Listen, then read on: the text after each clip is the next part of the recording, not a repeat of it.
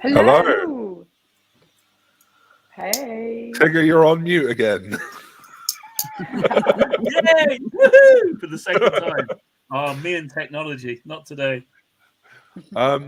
Yeah, welcome to the Aucademy Holiday Special. Yeah. How's You're going to everyone shake doing? your baubles at me, David. I went for the Good. full-on Christmas theme. You know, we're really doing this. Yeah. So, yeah, we've been fortunate enough to take over from Chloe this evening. I don't know what she's thinking, but she's just let us all run riot with it. So we'll see how it goes. I wonder You what she is lucky people. thinking. It'll be fine, Chloe. Don't worry about a thing. Really, do not worry about anything. What could go wrong? It's all fine. We've got it covered. So let's All right introduce there, ourselves, David. shall we? Did Say you hi have to an everybody, intrusion? because people may not know who we are. David, go on. I'm used to you Yes. starting it off because you're my lead man in the podcast. What? Who am I? Well, my name's David Gray Hammond. I run the Facebook page Emergent Divergent. I am a presenter and educator at Aucademy. I'm a co-host of Aucademy's Especially Interesting podcast. I'm co-author of the Creating Autistic Suffering series with Tanya above me. And we also have just started a podcast for that series under the same name, and I'm a co-host on that. I'm a consultant, writer, speaker, and apparently I'm a human being, although I doubt that sometimes. Yay! Great. Who's next? Shall I go? Go for it, Tanya. Yeah, here we go. My name is Tanya Atkin. I'm sure you all know me by now. If you don't, my name is Tanya Atkin. Nice to meet you. I am an autistic children and young person specialist. So I do a lot of stuff in social care, EHCPs, children vulnerable to exploitation, mentoring, intensive family support work, all that stuff, as well as I've been adopted by Aucademy as well as a guest educator so many times, and co-author Creating Autistic Suffering down there with David. And basically anything autistic, I'm kind of there with it, like, you know, an all-rounder, an autistic all-rounder, probably. I'll go next. I'll go next. Okay. So hi, I'm Bobby Ellman. American born, but live over in the UK. Autistic, actually late realization autistic, parent and professional. And my passion is anything autistic experience. Had the pleasure of working with these lovely people a couple of times, and absolutely adore every second of it. I'm white. I have kind of purplish hair. I'm wearing black glasses, a black shirt, and a black Santa hat. That's me. Tigger. Oh, hi, everybody. It's Tigger. Wow, so many hats, but not wearing any tonight, so to speak. So, Tigger Pritchard, awesomely lucky and so passionately, gloriously to be working with Aucademy, and have been now for a while, but more about that later on. I also do the Autistic Coffee Shop. I'm also a consultant, a trainer, which I don't talk about that much, but I am. I work all over the place, which I love. I do a lot in the PDA world, which is awesome as well. I do podcasts. I do the gorgeous podcasts with David, who normally keeps me under control. So I think that's his third job tonight, is to make sure I don't go off on tangents and stuff. And don't show any animals or anything, because I'm off. Animals, Star Wars, Star Trek, that I'm just done for completely, yeah? I love what I do. I'm very passionate about the autistic world. And I discovered, after people knowing for decades, I emerged awesomely as autistic not that long ago. And, Aucademy, thank you so much for being there. For you, Chloe, loads of others, have been a great education. I mean, all of you online as well. It's just been superb. I am mid-30s. No, I got that wrong. Mid-50s. I could try, yeah. Mid-50s, shaven head, stuck on elfies for tonight. They may fall off. Kind of maroony top, would you say? And very close shaven beard as well. And welcome to you all for this holiday special. Yeah. And Oh two yeah, I poets. didn't do an audio description for myself. Neither- So really neither quickly, did I. I'm a white male in my 30s with thick glasses. I've got a beard full of baubles and lights hanging around my neck, and there's like 2,000 lights in the background on my Christmas tree. So I went full on Christmas. Anyway, a description for Ben. Ben would like to be described as a 21-year-old situationally mute Marvel addict on a journal of self-advocacy. He's always been there in the background, but we were determined to have him on this time. So yeah. Hello, Ben. Does someone want to do Libby's description? Yeah. So Libby is down there. Libby, like Ben, is another one of our fantastic Aucademy Modmins, and like a lot of people that don't necessarily use math words that easily, we thought it's important that we bring both Ben and Libby on because they do so much work in the background and keeping Ben. Ben is holding up a sign saying "Love you, Sai" with a big red love heart. Yay! Yeah. Yay! So Ben and Libby do so much work in the background for Aucademy. We thought it was only right that we bring them on because they've helped us pull this all together fantastically. As Libby does Sai is- in the background. Oh yeah, and Sai, but I think you all know that like Sai makes his presence very known, doesn't he? Let's be honest, we all know who Sai is. Libby has probably long dark hair, and she's wearing a Santa hat, a red Santa hat. There we go. Oh, and I didn't do my own, did I? So I am a white female presenting autistic person with Christmassy cat ears and dark glasses and dark hair pulled back. There we go. Fantastic. Very good. Sai is the And banner. Sai is the banner. So Sai is the banner. I don't really know how else to describe that, really. It says it on the screen. Sai is responsible for all the sarcastic, risque comments that usually scroll across the bottom of the screen. That's all Sai. It's nothing to do with us whatsoever. We are innocent and pure. But disclaimer here, we did take a vote, and everything that follows after this is Tanya's fault. Absolutely. I was the fall. Absolutely. So, Chloe, I am the fall guy. It's all my fault. Yep. So I suppose, well, ride my sleigh and polish my baubles. I suppose we ought to kick off, didn't we? So we thought, we were thinking about like, oh, what can we do? Christmas special, because or holiday special if you don't celebrate Christmas. But it can be a really challenging time for quite a lot of people.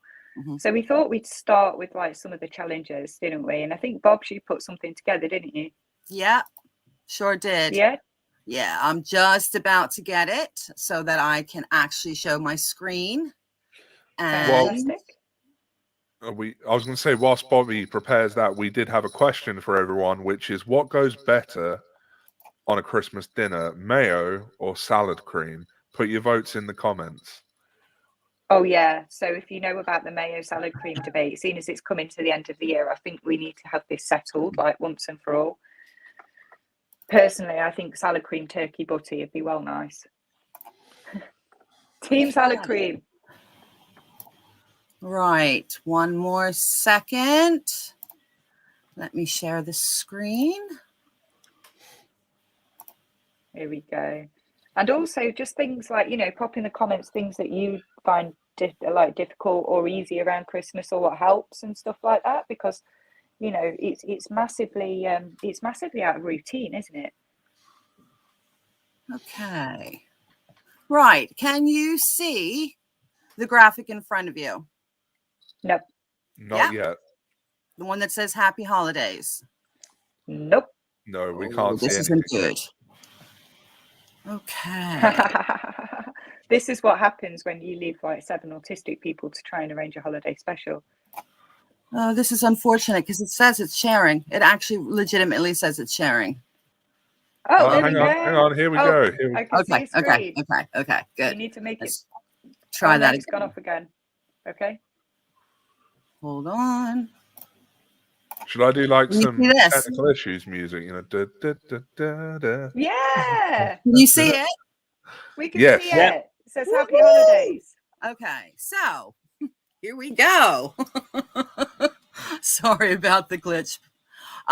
So holidays, happy holidays, but are they always for our neurodivergent community? Are you the young autistic child or somebody with even attention differences, with all the expectations and the demands that the actual holiday brings? Where's the play button? There it is. Oh, pretty graphics, Bobs. Yeah, you'll get movement and stuff. I actually should have pressed this first, but you know, we're winging it kind of tonight, guys. We'll go to the next slide in a second. But basically, come on. Everybody's willing the graphics. There we go.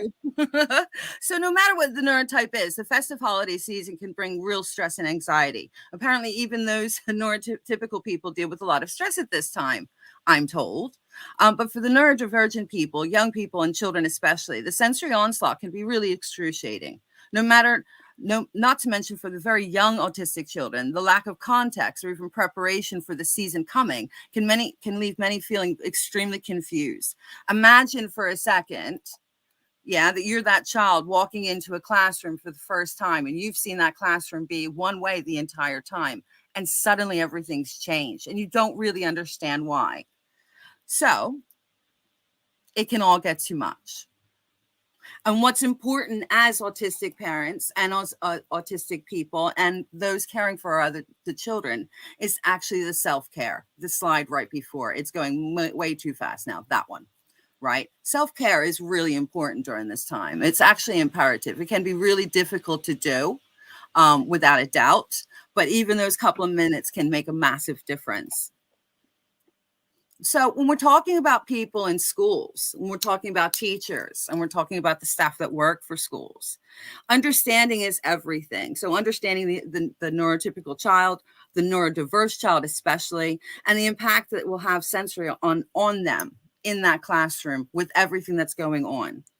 Change is really big, and we don't always understand what's going on when things actually change. So you have to prepare the students and explain to them what will happen, when it will happen, and give them the understanding, given the understanding that they may not like it and they may not be happy about it in any way, shape, or form. And that's actually okay.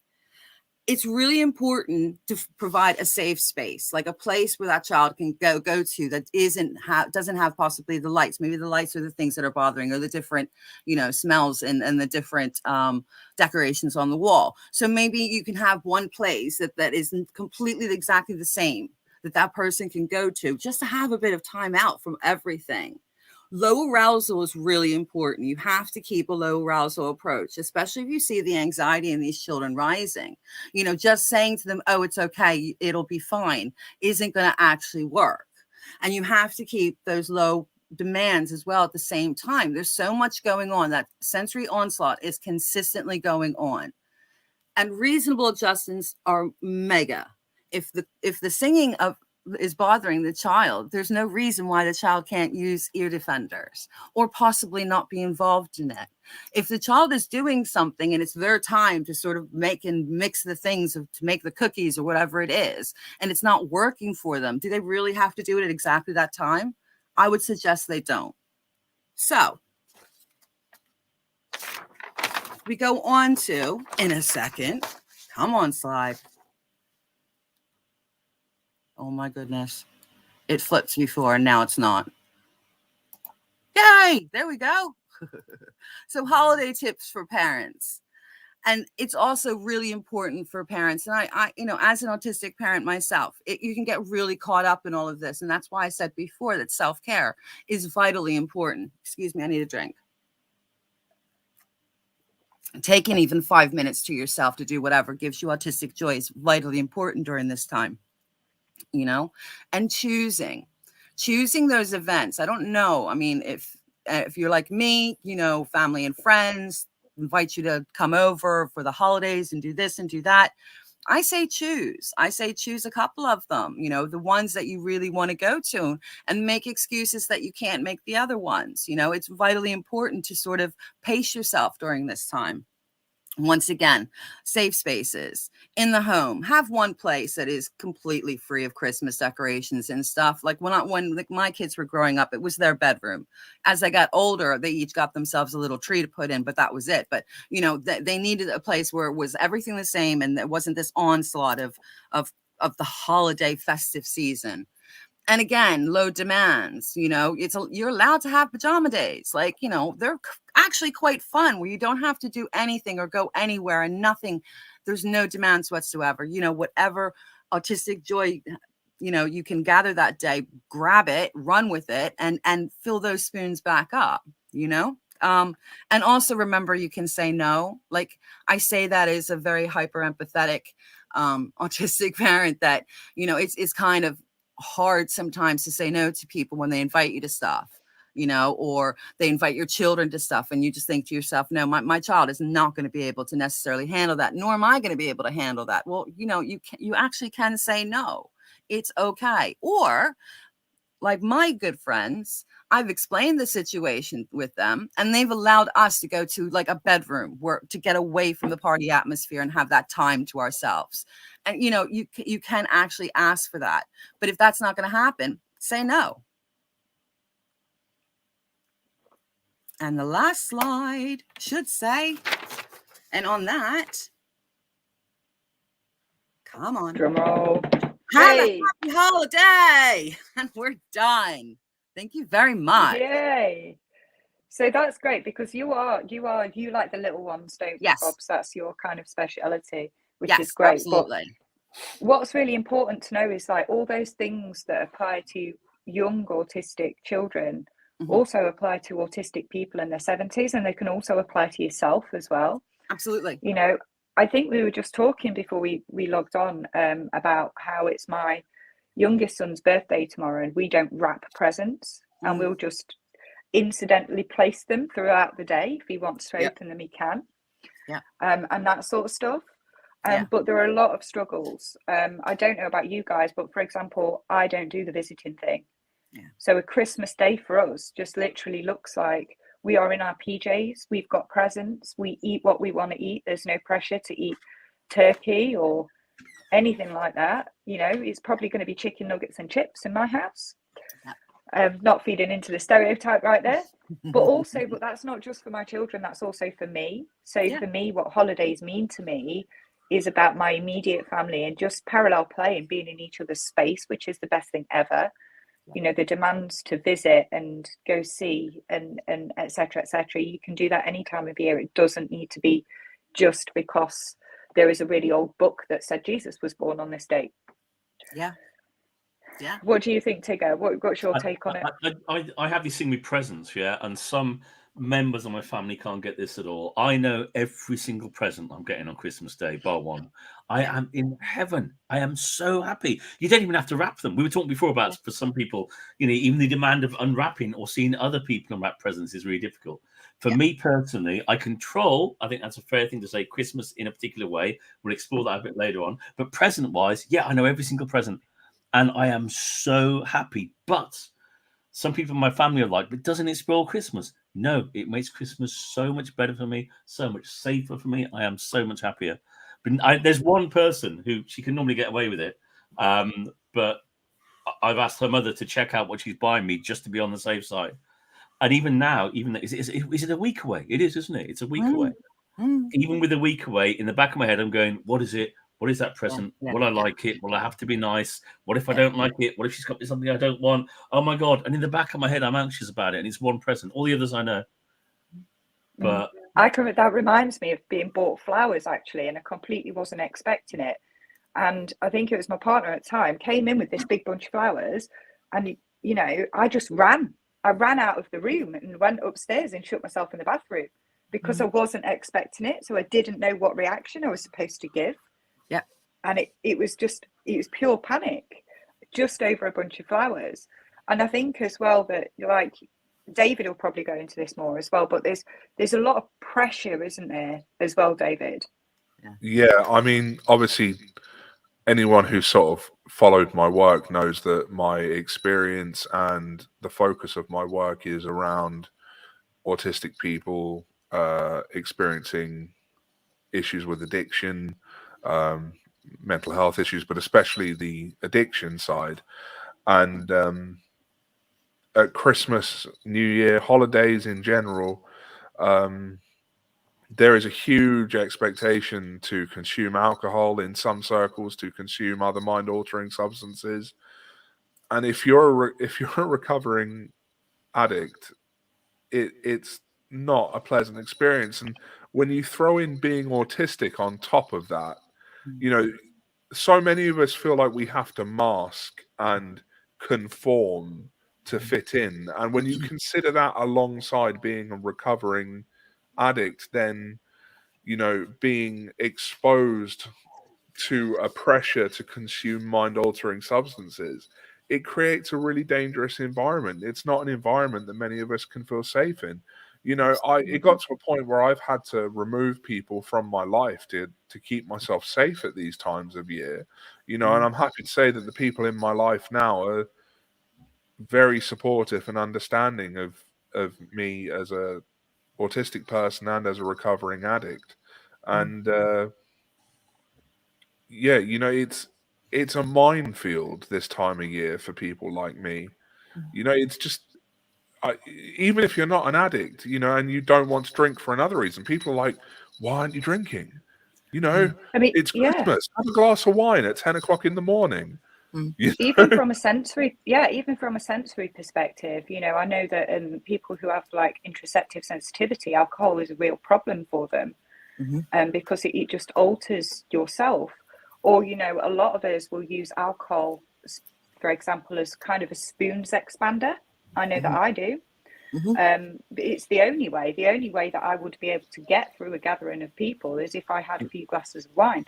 And it's not sustainable. So my advice would be just don't partake. You don't have to. You know, nobody's forcing the issue. I think it's interesting what I've done of late as an old autistic individual. I'm the oldest person here. Don't really answer that. I think I am. Just I know, just right. And I've done little self-help lists on my phone. So I'm making lists about what I know will trigger me. I'm making lists about what my responses may well be. I'm making lists about what they do and don't want to do. And I'm making lists about, you know, already about Christmas Day and New Year's Eve. I've forgotten about I've been so focused on Christmas, I forgot about New Year's Eve, and I'm panicking about New Year's Eve, thinking, what am I going to be doing? And I just try and, you know, and then I actually share my responses with very close individuals in my life so that they're aware. If I can't vocalize my anxiety, I've given them some visual acts. So if I can't vocalize it or sign, because I'm a signer as well, if I can't vocalize or sign the fact that I'm anxious, then I've said to them, you need to look out for this. And if you see this happening, then it means I'm in trouble. I'm giving you my, you know, unconscious nonverbal signals of saying, whoa. And then, you know, I need certain action taken. And a lot of us who have alexithymia as well, we don't even notice when we're getting overwhelmed. Absolutely. I mean, I realized that years ago I stopped going out for New Year's Eve because it seemed to be a thing for a while. And it's like what we were talking about. And it's what I mean by, you know, the self-help tips for the parents as well. You know, I definitely needed a substance, mainly alcohol, to be able to handle going out to a club or a bar or anything like that. And it started before I even went out. You know, it was a guaranteed thing. And one night we were out and we were in a line and the crush of the queue lifted me off my feet and I lost it. Absolutely, totally lost it. And I thought to myself, what am I doing this for anymore? Like, why am I doing this? I'm not even enjoying it anymore. You know what I mean? And this was good 20 years ago. It was the last time I ever went out. My favorite New Year's is literally watching the fireworks from around the world with my youngest and my eldest sometimes, but mainly it's my youngest and I, and it's what we literally watch it coming from around the world. And that's the buzz. You know what I mean? Yeah, and it comes back down to that thing that you said in your presentation, Bobby, and I think it's one of the most important take-homes is that it is okay to say no. You are under no obligation to fit in with anyone else's idea of what the holidays should be. The holidays are whatever you want them to be. If you want them to be meaningless and nothing, have that holiday like that. You know, just treat it like a normal day. If you want to have a big festive celebration, have your big festive celebration. If you don't want to drink wine at 11 in the morning, don't drink wine at 11 in the morning. Exactly. No one has the right to force you to fit into someone else's ideal. Absolutely. I think on the flip side of that, though, especially if you're hyper empathetic, like I know that me and Bob's both are, and David, I would say that you are too. I don't know about you, Tiggs, probably. I think we, like most people, most autistic people are. This we have no empathy rubbish is genuinely rubbish. Exactly. Like who? Yeah, but Exactly. so when you're hyper empathic, it can be really difficult to say no. So a lot of the times, because I work with some really, really vulnerable autistic young people who like might be victims of exploitation, and a lot of the time what we do, and it's a really useful tool, is we will give them scripts of excuses to use. So what's your favorite Christmas excuse? How would you get out of doing Christmas? I mean, for me, I blame the children, sickness and diarrhea. Nobody wants that around the Christmas table, do they? Yeah, no, it's with me, it's easy because I've got hypermobile Ehlers-Danlos as well. There are days that unfortunately, there are literally days I can't get out of bed or I can't walk until the afternoon. So I use myself. I completely always, because 9 out of 10, it's actually true. But yeah, you have to have a thing of what you're going to say before, because if you don't, like you said, you end up doing too much, burnout. And then the holiday, what holiday is that? That's not a holiday. I mean, it's a bit easier with COVID, isn't it? But even now, it's like, what are the rules at the minute? Like, we don't even know. No, they're going to change it. I mean, it's like that security word I've said. I was saying I use the dogs. I just go, I think the dogs need a walk, and I can just go. Yeah. But sometimes when I've been overloaded, I've just hidden in the garden, and people are coming farming, going, "Are you okay?" And I'm just going, I'm blunt. I just need some space. I'm out of here. Yeah, I just do. Yeah. So what is? So we've got another excuse here. I have a headache, stomachache, cold. I love both New Year and Christmas as a kid. As an adult, I feel like they're always unsuccessfully chasing joy. I have them. Also, there are less toys now. So why can't you, instead of going out for New Year's, right? Can we just normalize not doing what's expected? So instead of doing the family thing at Christmas and doing the New Year's thing, why don't you get yourself some toys? Do what you like to do. I'm also interested in what Ben and Libby think, if they want to put it in the chat or something, so we can sort of curious about, what are your thoughts in reference to making an excuse? Is it possible? Can you? Because you guys are much younger, so I'm unsure if that's possible for you guys, but do you do it?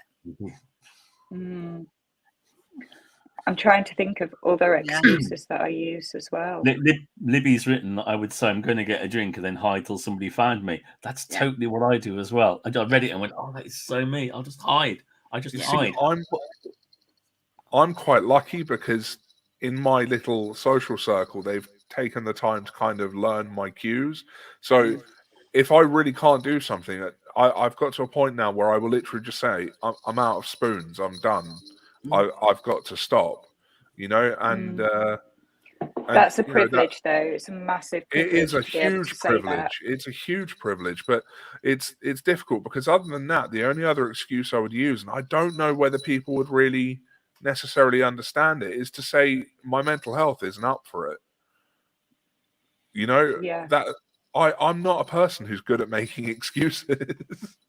Yeah, see, I understand that, but I understand what you mean. It's like, do those non-neurodiverse people out there understand what that means? Do people who have not had, or deal with mental health issues, do they understand what that means? I would possibly say, that would probably confuse a few people, but I get it completely. I know exactly what you're saying. It's like somebody commented as well. It's just laying yourself out for ableism, isn't it? And sometimes we just can't take that when we're already low. Yeah. As well. I think Chloe was asking in the comments as well to Ben and Libby, like, is there any kind of like pressure to use mouth words and stuff at Christmas? There we go. Yeah. Well, Ben also said earlier, I agree, I'd rather not go out for New Year's, but it's either going out with the rest of my family or being alone at home. Neither is a win for me. So instead I have to prepare my mask, as going out is only the way for me to join in. Yeah, see, that was me from like young definitely into my 20s, about 30s. Absolutely, I understand that completely. And you put on a mask and just do it. But the mask for me definitely included a substance of some sort, alcohol at the least, without a doubt. Yeah. I'm 100% with you there, Bobby. Before I got sober, I could not get through Christmas and New Year's without being heavily under the influence. Yeah. It was the only way I could cope. And the one thing that no one warned me about when I was going through all the treatment and stuff for addiction is that actually it's all very well stopping using those substances. You have to find a new way to cope. Oh yeah. And that's not And easy. That's the work. Because you've got to manage your environment, haven't you? Like for me, alcohol is a massive sensory number. Especially when it comes to like complex noise and anxiety. It kind of takes the edge off the social anxiety, so it like ramps up the ADHD, which means even though that's not a thing, but it makes me more outgoing and not worrying so much about if I do or say, or people might perceive me as strange or something. But I think managing your environment is massive. It's that age old, isn't it? Autism plus environment equals outcome. Ben's answered if somebody wants to read that out. Yeah, so Ben answered Chloe's question saying, it's not even just at Christmas. No one realizes simply saying thank you is difficult, but it doesn't mean I'm not grateful. It's just difficult for me to say and not something I can help. But a family member pointing out or asking me to say thanks makes me feel worse and less likely to speak. That's literally my youngest. And I had to get it through to people, because when my youngest says thank you or shows any kind of emotion, it's huge. Like, be grateful for that, because it doesn't come often, because the amount of work it takes to be able to do that. And I don't think people understand, and they think you're being rude, and they think you're being difficult, and you're not. Saying thank you. Like it's a demand, and it's hard. It's really hard. Like, where's the line? Libby has added, I agree. I find the higher the pressure, the less I'm able to use mouth words, which can be very frustrating. Yeah. Oh, that's a good question from Chloe again. What would Ben and Libby's Christmas be like if they had complete control over it? Yeah. Ooh.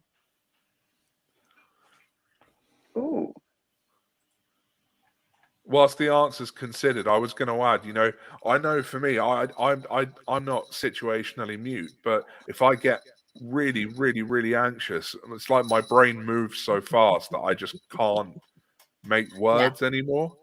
And sorry, I'm just laughing because Ben put something up that just made me giggle. It's a good one. Go on, somebody read it out. It's me in the room. Me in the room with 1,000 gifts and no one else. I mean, that is lush, isn't it? I mean, I would say I now choose my language expression with regards to vocalizations or signing or whistling. And I sometimes, at moments of high intensity, I've decoded my whistling vocabulary and shared it with people very, very close to me, so they know what I'm communicating. Because there are times when I don't want to talk. Funnily enough. Fab.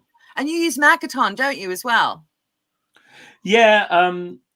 I got 31 years ago. I thought so. Yeah, Makaton, a long time ago. And I use maybe not as much as I used to. I use handshapes too. Nice. Key signs and share those with individuals as well. But really, my main format at the moment is whistling. So I have a whistling vocabulary, which those people that are very close to me, when they begin to understand what I'm actually whistling, it's a moment of joy because I don't have to say it. I can whistle it. So I choose to have, and it is for me, they're safe words, sounds, gestures. I'm exploring them a lot because I'm realizing that in a relationship with a neurotypical individual, I've got to share my tools. So that the anxiety levels for me, I'm controlling my environment. My anxiety levels for me are reduced. So Yeah. And it is that communication mismatch, isn't it? So no matter whether you do it with whistles, without mouth words, with mouth words, there's always going to be that double empathy problem. Absolutely. I was just about to say that. That's a ping, ping, ping double empathy moment, because it's absolutely 1000%. I think so. And I think I saw something that went quite viral on Twitter, actually. It's about how autistic people show their affection is very different. So it's like parallel play, penguin. Did you see that with the penguin pebbling? I do that a lot with like memes and little gifts. You know, support swapping. And I'm sure there was more, but it's entirely different to, I mean, when you picked up on saying thank you, like, what's the appropriate level of thank you? You don't want to be too grateful. You don't want to be not grateful enough. Like, what are they expecting? What if you don't like it? It's such a minefield. Yeah, and given the holidays, you extend that to gift giving. Like, that's why I don't do it very often, like for very many people. I've given gifts already this year to people outside of Christmas that I appreciate very much. I sent them a little sort of handmade thing, right? But other than that, like, I'm, you know, it's my immediate family, because I don't get it. I don't get the Secret Santa thing. I don't understand it. It makes me nuts, because, you know, you're pressured to go into it and be a part of it, but you don't really know exactly what you're supposed to get, and the stress over that, you know. And I end up getting stuff that's way too inappropriate because I spend too much money. It's just like, or not enough. Yeah. Or then are they buying you? Are you buying them? What's happening? Yeah. Like, why do people need, like, once or, well, birthdays included, once or twice a year to send somebody a card or a gift? Like, I'd much rather send somebody something when I was thinking of them, or if I saw something that they would like, again, penguin pebbles, that they would like, or like throughout the year, not just at Christmas. A lot of people are writing about thank you cards, you know, after Christmas. Yeah, exactly. Face awesome. It's just you know, sit down. Boxing Day, write the thank you cards. No. Does anybody else? Sorry, I was just going to say, like, on the topic of thank you cards, truthfully, and you know, I know some people think that this is rude. I don't do thank you cards. Like, if someone gives me a gift, I will say thank you to their face. Exactly. I don't understand why I then have to put it in writing. It's not a legal contract. Exactly. Yep. Right. Okay. Completely tokenistic thing, but something that I struggle with, and I've just realised it's because I'm autistic, and it's like a nightmare. So do you know, if it's somebody's birthday or Christmas and you've got to get them a birthday or Christmas card because that's what you do, I really struggle with picking the appropriate one. Yes. So say it's for like a sister or a grandma or a parent or something. So I usually go down the funny route because that's what people expect from me. And that's relatively safe. But is that too rude? Is it not rude enough? And then if you're like feeling kind of fuzzy inside and you want to do something really emotional, you're like, oh my God, is that going to be too much? So I've like literally had moments in the card shop where I've been like, for like 15 minutes frozen, turned around, walked out and gone, no, sorry, I forgot. And then just been like that really awful person who doesn't do Christmas and doesn't do this and doesn't think about people and is really busy. And it's not that. It's just like buying like the right passage in a card. Oh my Lord, that's awful. But Ben did something gorgeous, which is, I like my friend's advice on giving my family a better understanding of autism and my autistic self for Christmas. That is gorgeous, lush, and beautiful. And I find that really difficult to do. But you're right, that is just brilliant, because this is me. You know, as an entity, this is me. This is what I do like. This is what I don't like. This is what I need. You know, and being able to share that with people close to you is supporting your own environment, your own self. Yeah, I was lucky. Sorry, real quick, just real quick. I was lucky. I lost my mom recently in June, but I saw her in April, and I had this conversation with her about, you know, I think I'm autistic. I'm literally being, you know, halfway through a diagnosis. I'm just waiting on the final part of it. And she was proud. She was like, I'm so proud of you for doing that. And it was like, wow, you know, I was so nervous beforehand.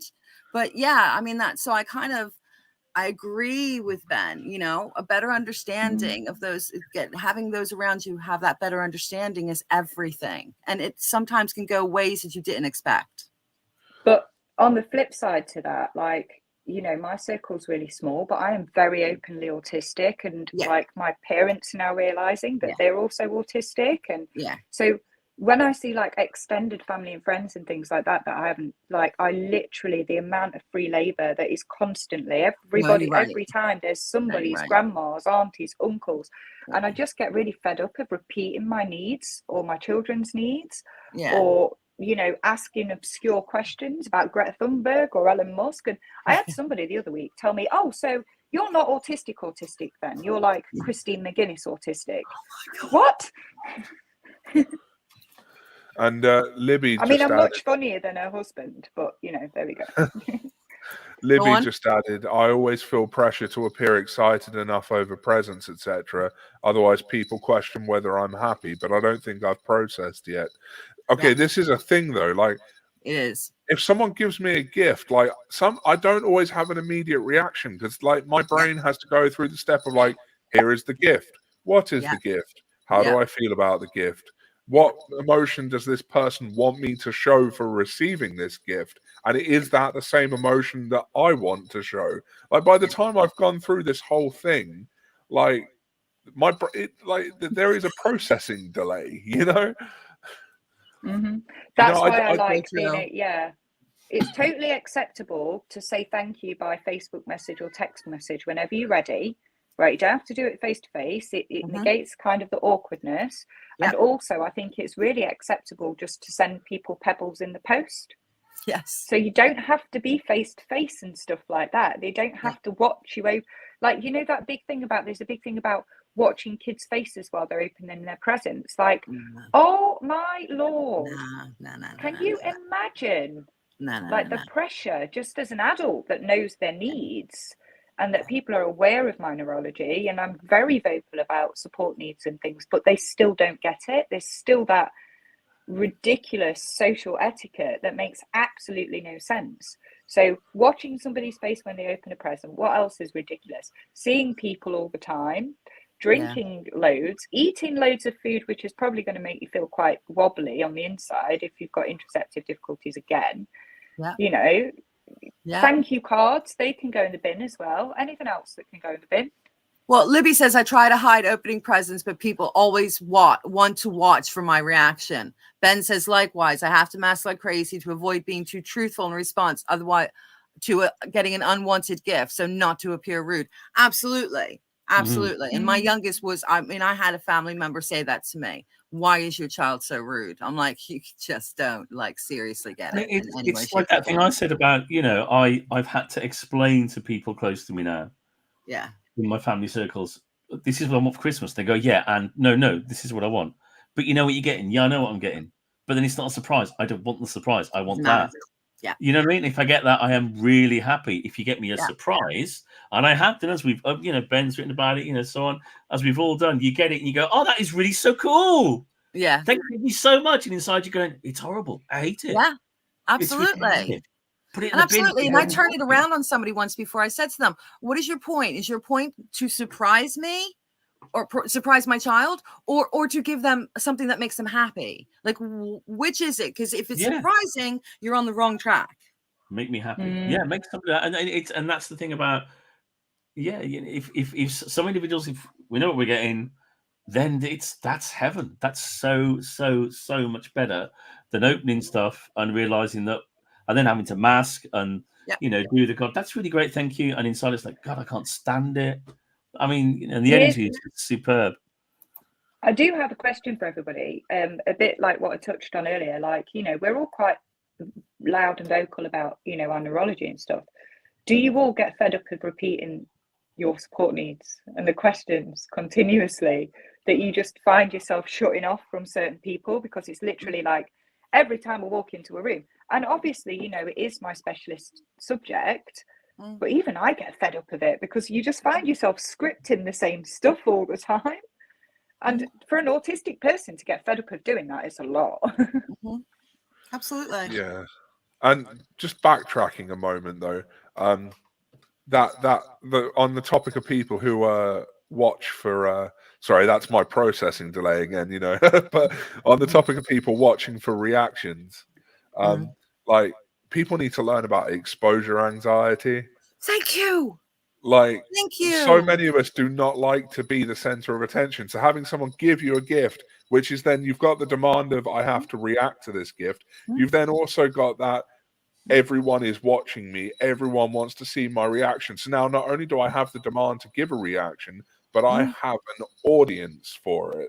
Yeah. And it's Absolutely, absolutely, and it's what I've done. I'm going to do training on it eventually at some point. But it's because my youngest deals with it constantly, and I ended up Donna Williams is the one who coined exposure anxiety, and was a friend of mine. Sadly, he's passed away from cancer, but was amazing and very frustrating at the same time. We disagreed on things, but we agreed very much on the exposure anxiety, and it really is, and it's an excruciating sense of audience to oneself. You think everybody in the world sees absolutely everything on your face, all your emotions, all your thoughts. So to put that pressure then is crazy, because all that pressure is then put on that gift when you're watching them open it and you're looking and you're expecting, and I've had to educate so many people around in my family about exposure anxiety based on that, because my youngest was bombastic. They would kick, they would punch, they would throw, they would run, when they were very little, and wasn't the expected reaction. It's interesting because there's somebody's written there, right? In some cultures, it's inappropriate to open gifts in front of others. There's an awful lot of pressure that comes because of the culture we're in. 3 square meals a day, sitting around the table, brushing your teeth, open your presents, write a thank you letter, all the rest of it because of the actual culture we're in. And that, I think, is something that, once we lift outside of that box, we realize that an awful lot of what goes on is what's being pushed because our parents did it, our grandparents did it, and so on and so forth. Yeah, you're right. And Ben says, to be told if you're coming to visit so-and-so, then you've got to talk, is so hard to process as I want to go, but the pressure to speak is more draining than family realize. People actually say that. That's awful. It's awful. But this is the thing. It's, once again, you place the demand and then everyone is being an audience to that demand. Yeah. Like, why do people do that? Are they just all sitting there waiting for you to utter a word and then giving you a round of applause or something? Like, that's awful. Wow. I'm sorry.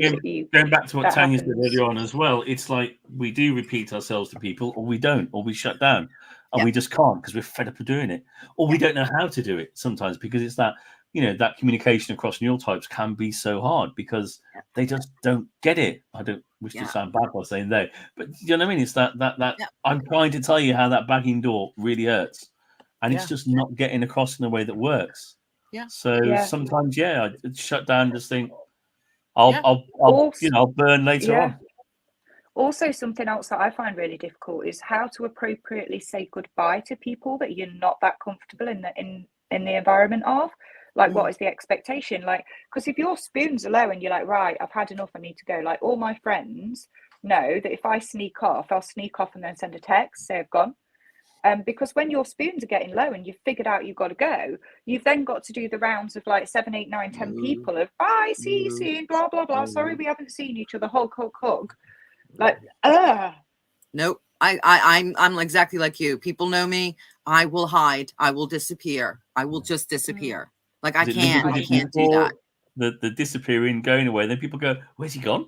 Yeah. Where's he gone? Bye. I'm off from, get out of here quick. I'll just disappear. Go to the shops, go for a dog walk, leave, and just go off and hide somewhere that I'm more comfortable. I'm like backdoor queen, and then send a text message going, it's a bit. Oh, I will say the same. I'll let them know. Yeah, absolutely. Let them know that I'm okay, type thing. So, did you see what Libby wrote? For me, I have a system with knowing how to say goodbye to people, which is like, I establish with people what their boundaries are. Like, do you like a hug goodbye? Do you want a handshake? Do you, do you just want a nod? Do you want a fist bump? That sort of thing. And then I run that by my own boundaries of, do I want to hug this person? Do I want to shake hands with this person? And assuming it all matches up, then we're good to go. And if it doesn't, I'll simply just say, I've got to go, bye. And if I don't have the spoons for that, then I will literally just say, to someone, I've got to go. I'm done. And can you say goodbye to people for me? Yeah. But even like that process that you've just described, just to say goodbye, is so much mental energy, and that's just one person. You've then got to go through and Yeah, I I do did love think about that. Libby. I like what your mom said. Your mom's got your back, totally. So Libby says, my mom told me when family members said similar things to me, is that you're not a performing monkey for them. Like, absolutely. Good on you, mom. Yeah.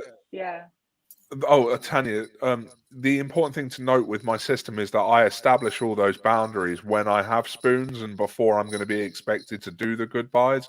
So, like when I'm first getting to know someone, I establish how they like to be greeted and said goodbye to, so that in the future, when I'm in those situations, I know what to do.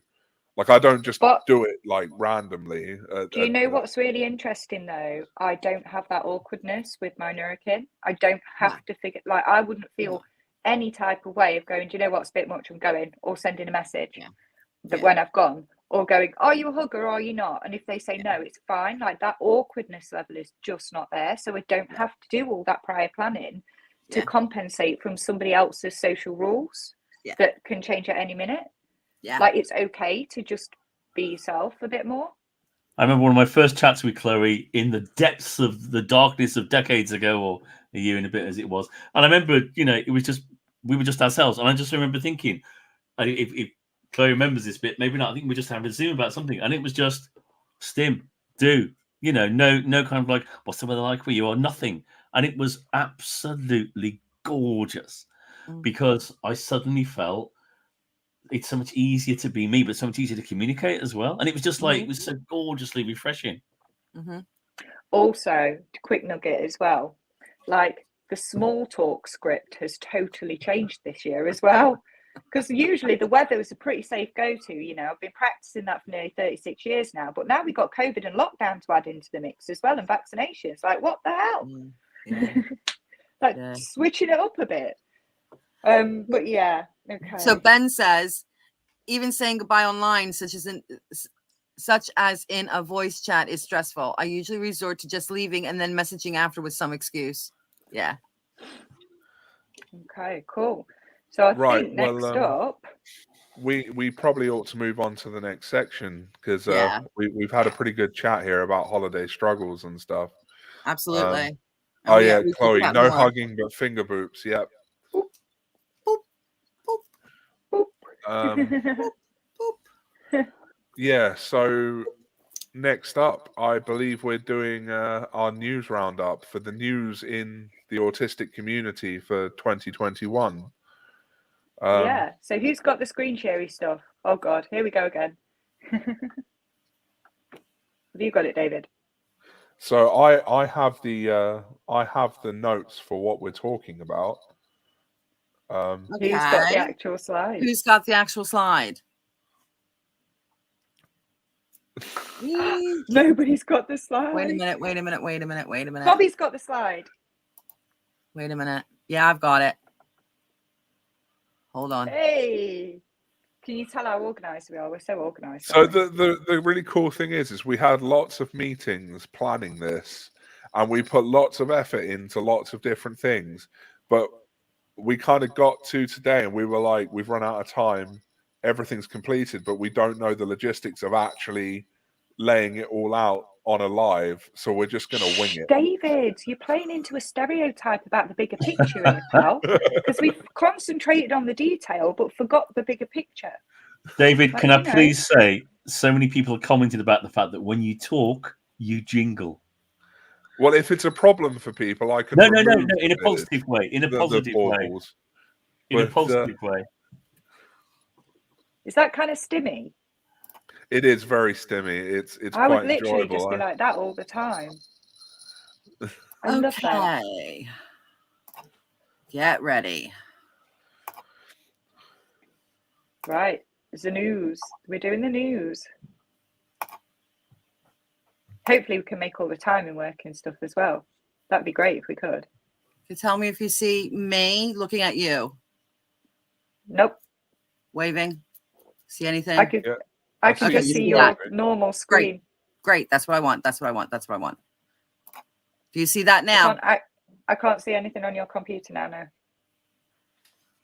Oh, this happened last time. Because it's saying I'm sharing. Kick it. No, don't actually kick it. No, don't do that. I just thought that would be an expensive kick, wouldn't it? Ah! Hey! Did you see it? Yay, there we go. There we go. Okay. Right. Ready? Yes. Are we ready? Oh, wait a minute. I hit the wrong one. Nope, I hit the wrong one. Oh my God, this is going so fast. Sorry. Okay. Now, there we go. So this is our 2021 news roundup. You know, we've got some of the most notable events from 2021, and I think we're going to kick it off with a tribute to someone who was very important to the autistic community. When the slide changes, here we go again. Here we go. There you go. I'm paused it Okay. there. Dynamite. And I don't have the video clip, guys. Sorry. Okay, we don't have the video clip, so please ignore that. So this year we remember the life of Dinah Murray. Dr. Murray sadly passed away earlier in the year. It was a huge loss for the autistic community, but she left a hugely important legacy in her theory of monotropism. Tanya, you're our walking encyclopedia of, you know. No, we were just talking about pressure to produce, weren't we, as well? And now I'm like, I better do this justice. Yeah, so Dinah Murray's theory of monotropism really is the most universal theory that we've got to actually explain autistic experience. And it's really very simple. It just says that autistic people are only able to manage more focused in attention tunnels. So they have all their attention and focus in only very few areas at the same time, but we look at things in more detail. And that neurotypical people are polytropic thinkers.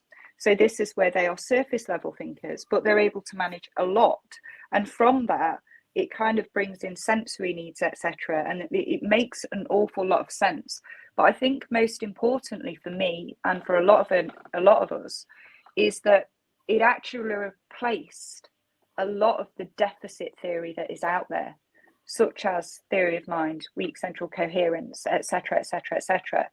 And it was kind of the first notable theory, I think, that was actually created by an autistic person for autistic people, and it's widely adopted by the autistic community as the one that is on the money, really, for autistic, to describe autistic experience. I hope I did that justice. No, I think that was really good. But yeah, monotropism, it was it's a huge thing for the autistic community, and it's so simple. Yeah, and we owe that to Dr. Dinah Murray. Bobby, I believe you wanted to talk a bit about how Dr. Murray's work influenced you personally. Yeah, I mean, how I met Dinah was Dr. Murray was through the University of Birmingham, and when I first attended their first study weekend, they kind of didn't have a hotel room for me. You were supposed to go into Birmingham and you spend this whole weekend seeing wonderfully autistic lecturers all weekend, and they didn't have a hotel with me, and I'm stressing out. And Dinah sat me down, bought me a drink, like literally, and it was the most warmest, nicest person I've ever come across. So I just wanted to give a little bit of the person behind, and and one of the things that I love about Dinah is that she called herself a productive irritant. I mean, that literally was her. There's no other way to describe her but that. And I think it kind of sums her up. So I wanted to give a little bit of a backstory about how, there was a person behind the doctor, and that person was extremely warm, very, very wonderful, and extremely funny. Yeah, and the truth is that Dr. Murray will be sorely missed in the community, and we will always remember her as a true productive irritant.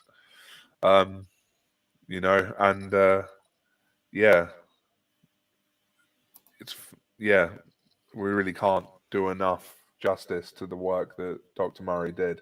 But we should move on to our next section, which is notable celebrities who came out as autistic this year. Yeah, Who they're all wants to jumping take it on the away with this one? bandwagon.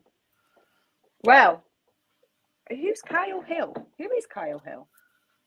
A YouTuber, if I'm not mistaken, who I've just recently come across, I believe involved with Discovery Channel's How Is It Made or something like that. Can't remember, but very cool. Okay. Very, very, very cool. Yeah. So what I think this is good, I think, as well, because it's really kind of opening people's eyes. But we've collected Kyle Hill, Alex Reed. I think he used to go out with Katie Price. Melanie Sykes has discovered that they're autistic. Christy McGuinness, who I was compared to. We also got Wentworth Miller from Prison Break. And of course, on Saturday Night Live, Elon Musk decided that he wanted to join the Autie gang as well. So yeah, so we're collecting, there's a lot of people actually realizing now that autism isn't just stereotypes, it's everybody as well.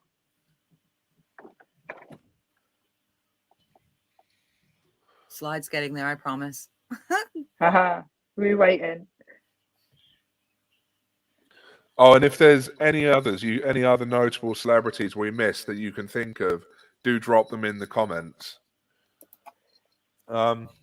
Okay, so yeah, the next part of our news roundup is Asean Brown. So Asean Brown is a young Jamaican autistic man, and when he was 16 years old, he was arrested under the Joint Enterprise Law for being in the vicinity of some youths who stole a mobile phone. And despite a witness stating that he tried to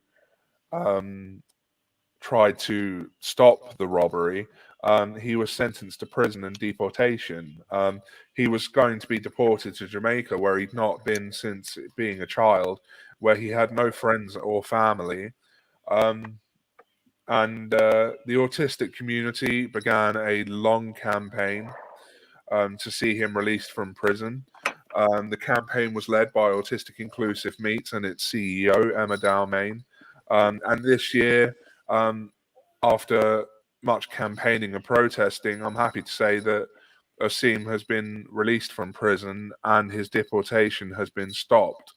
But the fight to clear his name still continues. And, as with this and the Matthew Rushing case that we're about to talk about, it represents the collective power of the activist community and represents a historical moment for the rights of autistic people of color, because, we're standing up and we're saying that actually we're not going to let this happen anymore. Which leads us neatly into Matthew Rushing. Matthew Rushing was also a young black autistic man, and he was sentenced to 50 years with 40 years suspended for having a car accident in Virginia in the USA. This sparked another huge campaign in the US led by Neuroclastic and its CEO, Tara Vance. And I'm happy to say that Matthew was released from prison and is back with his family. I believe he may have received a pardon. If someone knows for sure, please let me know. I'm sketchy on that detail. And once again, just a huge moment showing how powerful autistic activists are. I've been talking a lot. Does anyone want to do this story for me? Yeah, I'll do it. The controversial seer, now you see and now you don't, who essentially got themselves cancelled, I think. So in February, the long dreaded and cringiest film of the year was released, Sia's Music. What was that, Ben? Now you see and now you don't. And it managed to bag itself a Razzie for the worst picture, worst supporting actress, and worst actress. Oh, and the worst director. I don't think you can get many more worse than that, can you? So it did actually deserve all those accolades. And it's important to note that Not Mad at Maddie campaign that began after some surprising revelations about Ziegler effectively being coerced into the film after raising concerns about the offensive nature of the content. So we, I suppose, will always remember Sia as the woman who lied, insulted, and dismissed the entire community, directing possibly the shittiest film about an autistic person ever made, although that's up for debate, open debate in the comments. I can think of a few, although she is up there. But yeah, and of course, if you want the polar opposite to that, go and see The Reason I Jump. It's on Amazon. Yeah, absolutely. And the other thing that needs to be mentioned is that Sia had a large neurodivergent community following and an LGBTQ following, AI, right?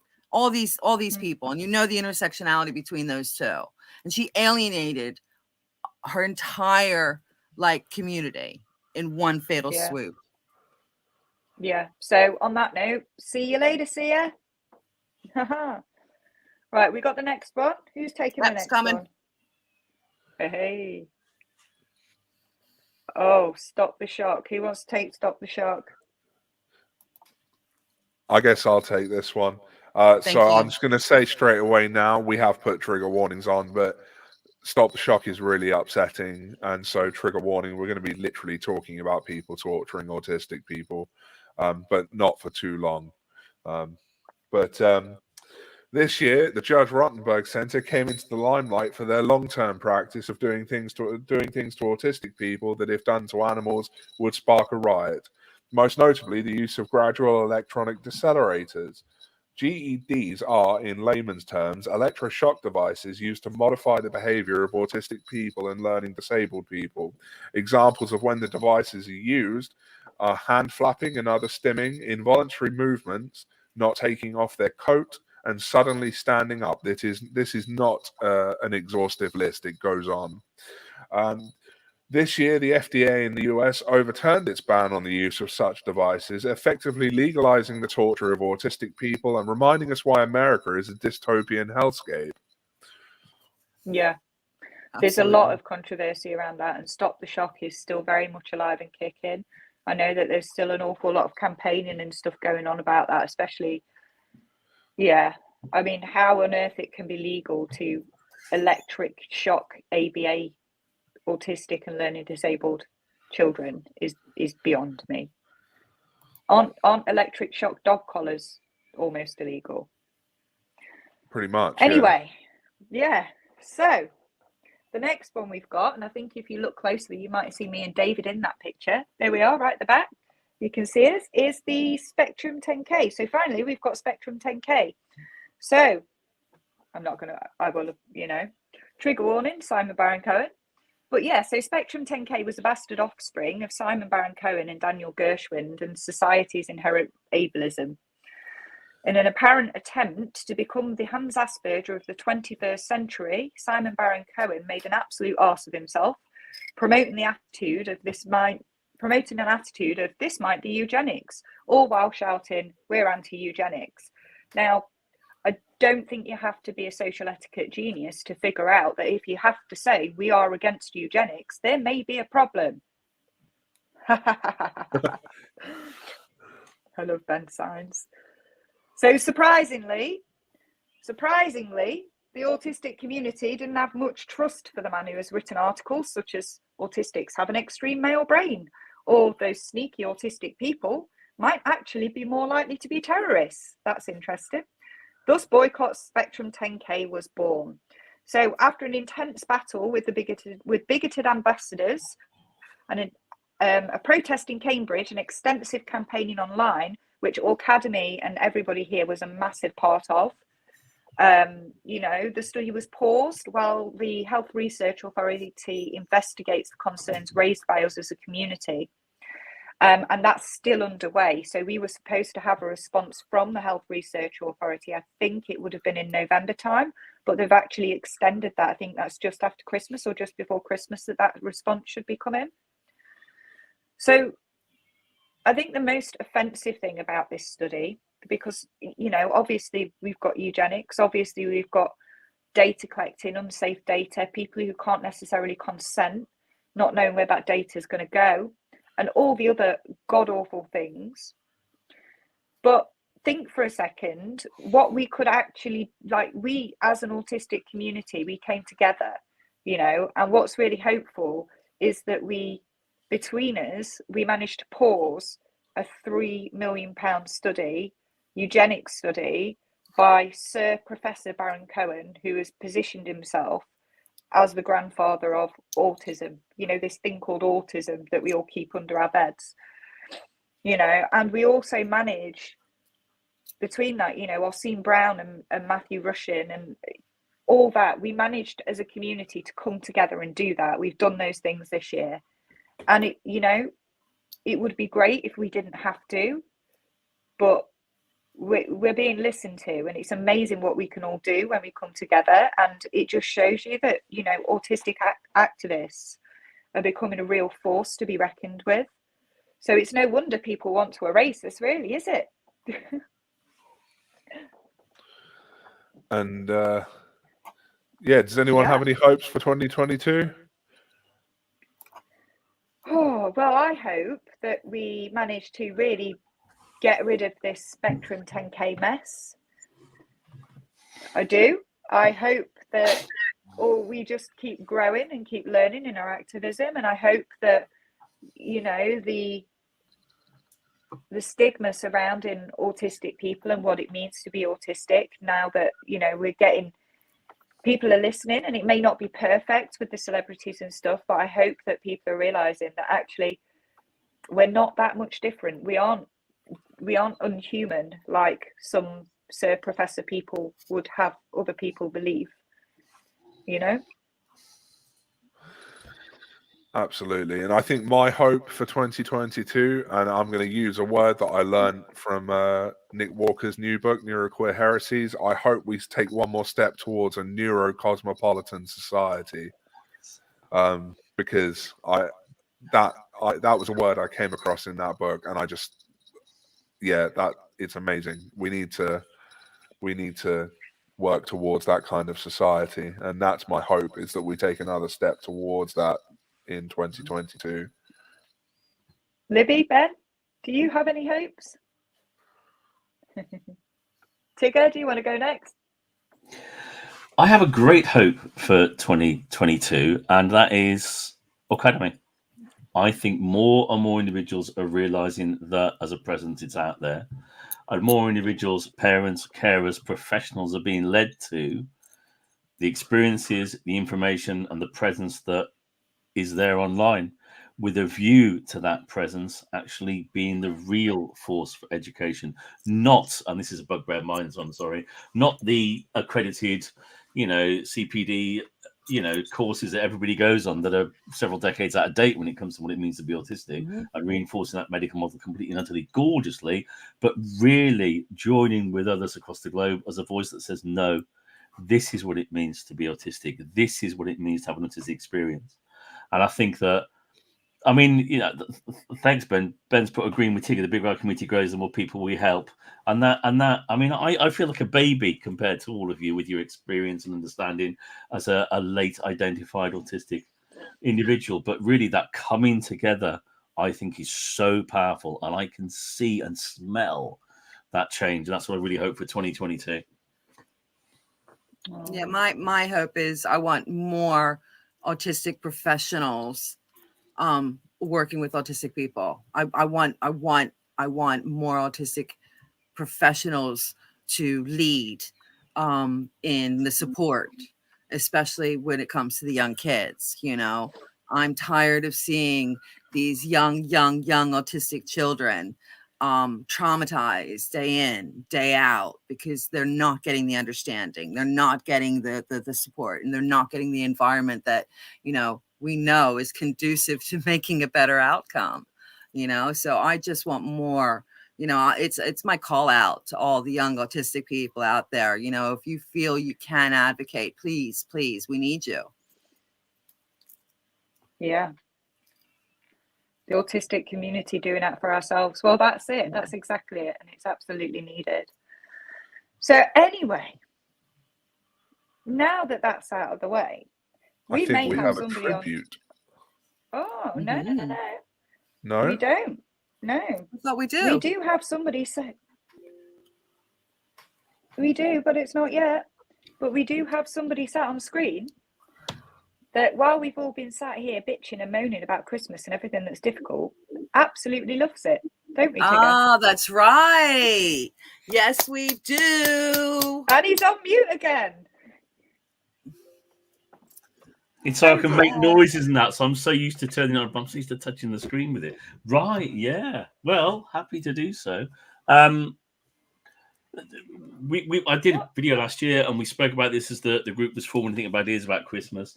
And someone said, just share what you do. And I went, oh, okay. And then Tanya might ask a few questions and put a few ideas across of her. So it's an exploration of what Christmas means to me with regards to, well, that I'm mad about Christmas.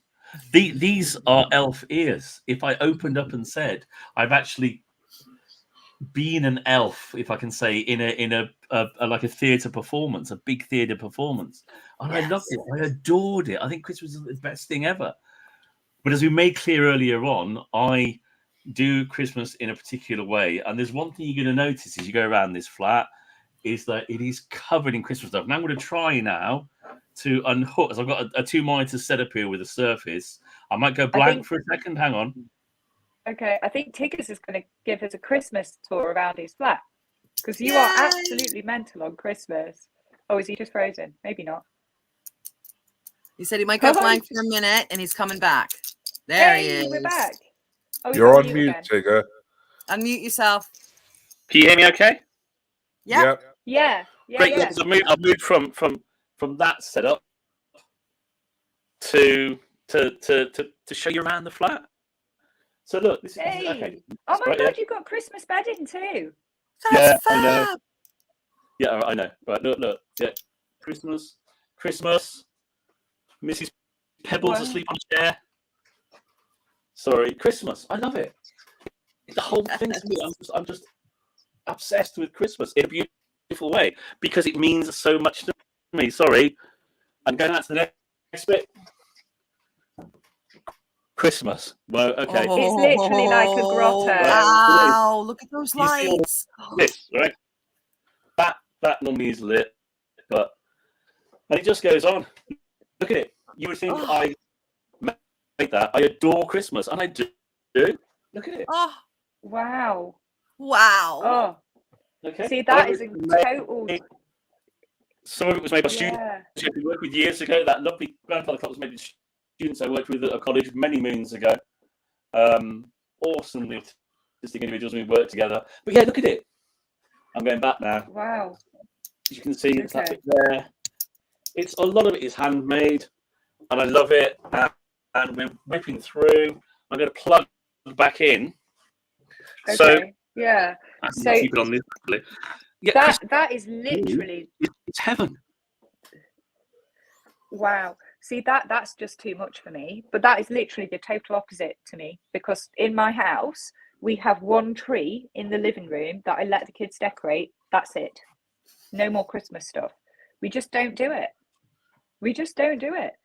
Because it's just too much. And not just that, but the spoons that must be invested in like all those things and packing them away and putting.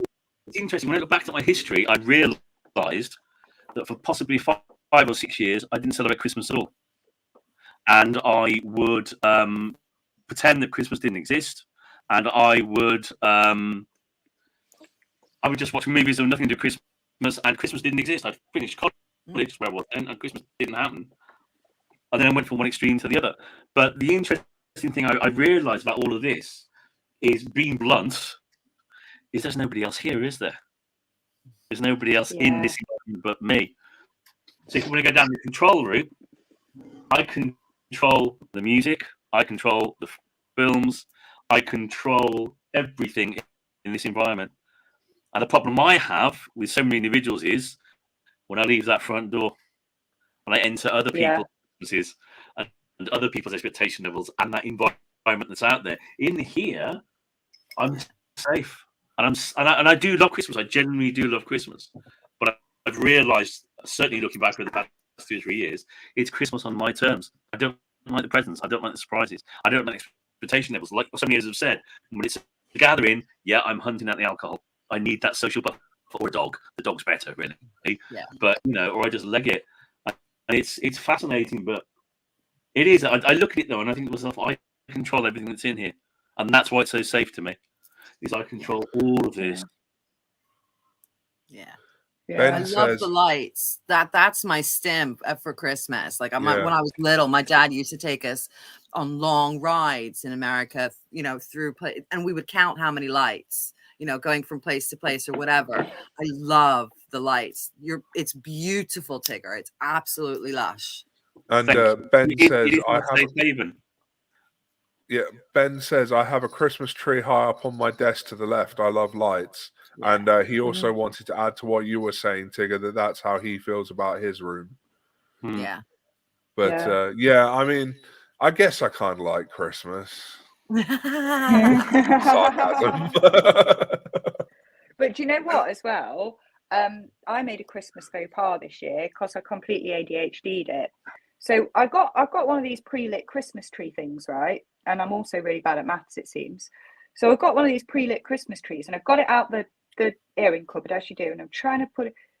What I like is the food. Me too. I'm trying to put it back all together, and I just went, you know what? I can't be bothered with this. I'm just going to order a new one. Right. So ordered a new one off Amazon. I'm looking at this Christmas tree that I've got previously, and I'm like, yeah, looks about 7 foot. It's about a foot taller than me. That's got to be 7 foot. So I've ordered this 7 foot Christmas tree off Amazon, not realizing that it doesn't include the stand. So I wish I could show you, but I can't because I'm hiding in my bedroom from a kid. So literally my Christmas tree is more like 8 foot, and is literally wedged into my living room and bent over at the top like this, close floor to ceiling and decorated. It's huge. It like takes up half of the width of my living room. My fiance took me to get a real Christmas tree this year because I've never really done that before, and it was just this whole experience of going to this place that was just full of Christmas trees. Yeah. And we had to look at them all and find the perfect Christmas tree, which surprisingly didn't take as long as I thought it would. But it's really nice because it's just, I don't know, there's something about a live Christmas tree that's just, I don't know. We had them all the time growing up. Like that was the tree. That was the tradition. The tradition was going out, getting the tree. And because I lived sort of on the outskirts of the suburbs of Philadelphia, you know, you could go out even further and there'd be tree farms. So Christmas, it was you go to a tree farm, you pick your tree, they cut the tree and you take it home. And same sort of thing, Tanya, like we always got it wrong. And you'd have to lop off the top or lop off a bit of the bottom just to I literally got this like 8 foot massive tree that's taken over like, and the width of it at the bottom, because the taller it is, the wider it gets. Yes. And literally it's like I open my door and I have to like scooch around the Christmas tree. And that's the thing as well, like, because I think for me, because somebody's just said that they really like the smell of a real tree, but that is a massive trigger for me. I really have to control my environment smells wise. So there's different air freshener things in different rooms. Like the heaven for me would be a supermarket fabric conditioner and smellies aisle without the supermarket. Yeah. Like I love that, you know, sniffing all fabric conditioners and stuff. But Christmas trees, I can't stand that smell. Really? And it's just I love mine. Yeah. And in my room here, so I'm currently hiding in my bedroom from my children who are downstairs with Nick. But so my room here is the only room where I go kind of like crazy with the aesthetics and the wallpapers and stuff. Nice. Everywhere else has to be really kind of clean. Yeah. Not clean as in like germ clean, but like visually clean. Yeah. Because it complete, and like the idea of like little pine, like the things falling off on, no. That literally gives me anxiety. Oh, yes. I don't like that. Yes, we would pick up pine needles for months later. Yes. Yeah, that's a thing. That's true. I mean, that's the one thing, David. Look out for the pine needles because once they start dropping, that's it. We selected a tree with soft pine needles. So nice. You know, because we've got cats, so we don't want them getting them stuck in their little paws, and exactly. And we don't want the kids stepping on like rigid pine needles and hurting themselves, and also they're just a nightmare to clean up. But I'll be honest, I'm hoovering about 2-3 times a day at the moment. Just to hoover up the pine needles every day. That's about right. But and that's another reason that I like things minimal, because it's less cleaning. And I don't know about you and cleaning, but me, ADHD and figuring out the steps and stuff with clean. I mean, I have a cleaner, thank God, but wow.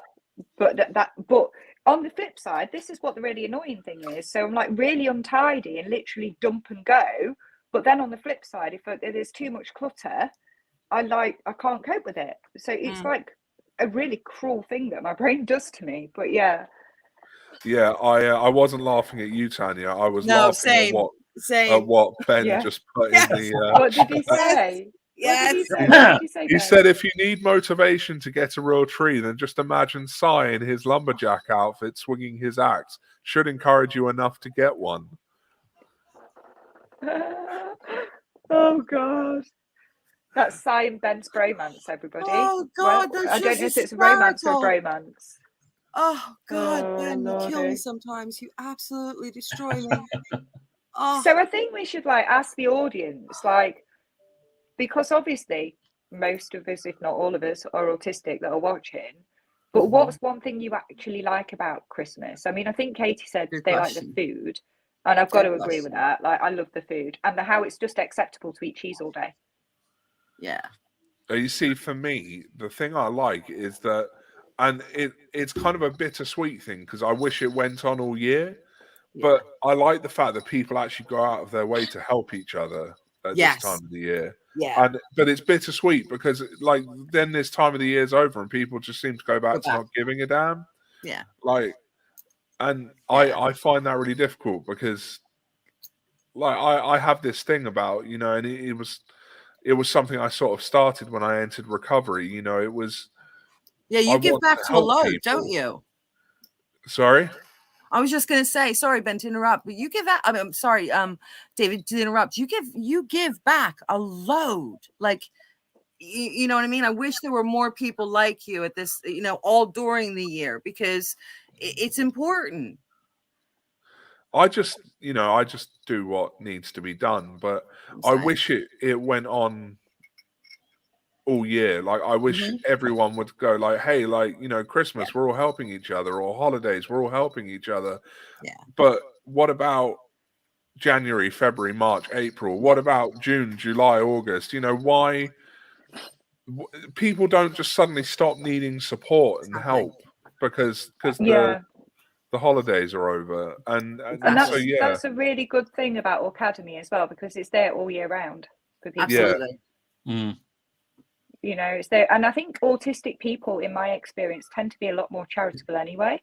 Is that thing? It's that empathy. Certainly. It's that empathy. Yeah. You know, the empathy that we don't have. Yeah. Yeah, definitely. I've got to agree. Ben, I agree. So, charity and kindness should be more than just for a month. Absolutely, Ben. Totally agree with you. Yeah, definitely. And I think that we do model that a lot, all of us, because we, you know, David's been doing his cooking. I mean, I know me, Bobby, Tigger have probably done the hours of talks and things and meetings. We just do, and I think we do it because why do we do these things? And the work that people put into our Aucademy, like Ben and Libby and Cy, and you know, so I think that it's all about this empathy that we don't have. Yeah. And actually, since you mentioned my cooking, I'm going to plug this really quickly. If you're in the Brighton area, Brighton in England, and you need a meal on Christmas Day, drop me a message. We'll make sure you get one. Yeah. I need to try your cooking at one point, David. Most of it's Victoria's cooking, to be honest. Are you gonna like? I can just imagine me getting a knock on the door on Christmas Day with a Royal Mail package with some turkey and a few blankets. Oh dear. Ben says it depends if it has mayo or salad cream in it. Ooh, yeah. Salad cream. We don't need cranberry sauce. Salad cream. Salad cream. So on that note, we've got a right treat for you next, haven't we? And this is going to be really interesting because we have to sing. We have to get the slides to work. Oh,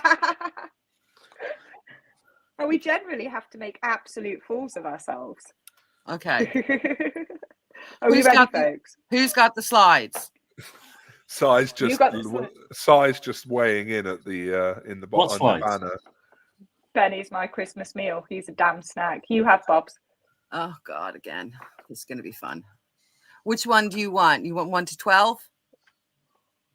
I think so. It Okay. starts 1, doesn't it? Yeah. Just making sure. So this is the place, right, where the situationally mute people are sat to the side of me right here, looking rather smug because they don't have to do it. That's all right, because I'm not going to be doing any singing either. I'm going to mute myself right now. Oh, Okay, look, there you No, go. you're not, David. Ben held You up are a not sign doing. saying sing. If I'm Yeah, doing it, I can you're whistle. doing it. If I'm doing it, Oh. you're doing it, David. Yeah, okay. Yeah. Yeah, Oh, we have Lordy. an issue. It wasn't downloaded. Okay, right. Take yourself off mute, Mr. David Gray Hammond. I mean, if you sat there with baubles on your beard, you can give us a sing song, can't you? Yeah, but I don't know the song. I How wasn't do you involved not know in the this bit. song? Yeah, I I wasn't wasn't involved in the involved song in- bit either. The words are on Tanya? the slides. Okay, this could be utter chaos. Okay, just fair warning. Okay. I've got to stand in to sing for me. All right. I know. This that's is a where, good like, all of a sudden the viewers go to 0. Okay, I think I might have it.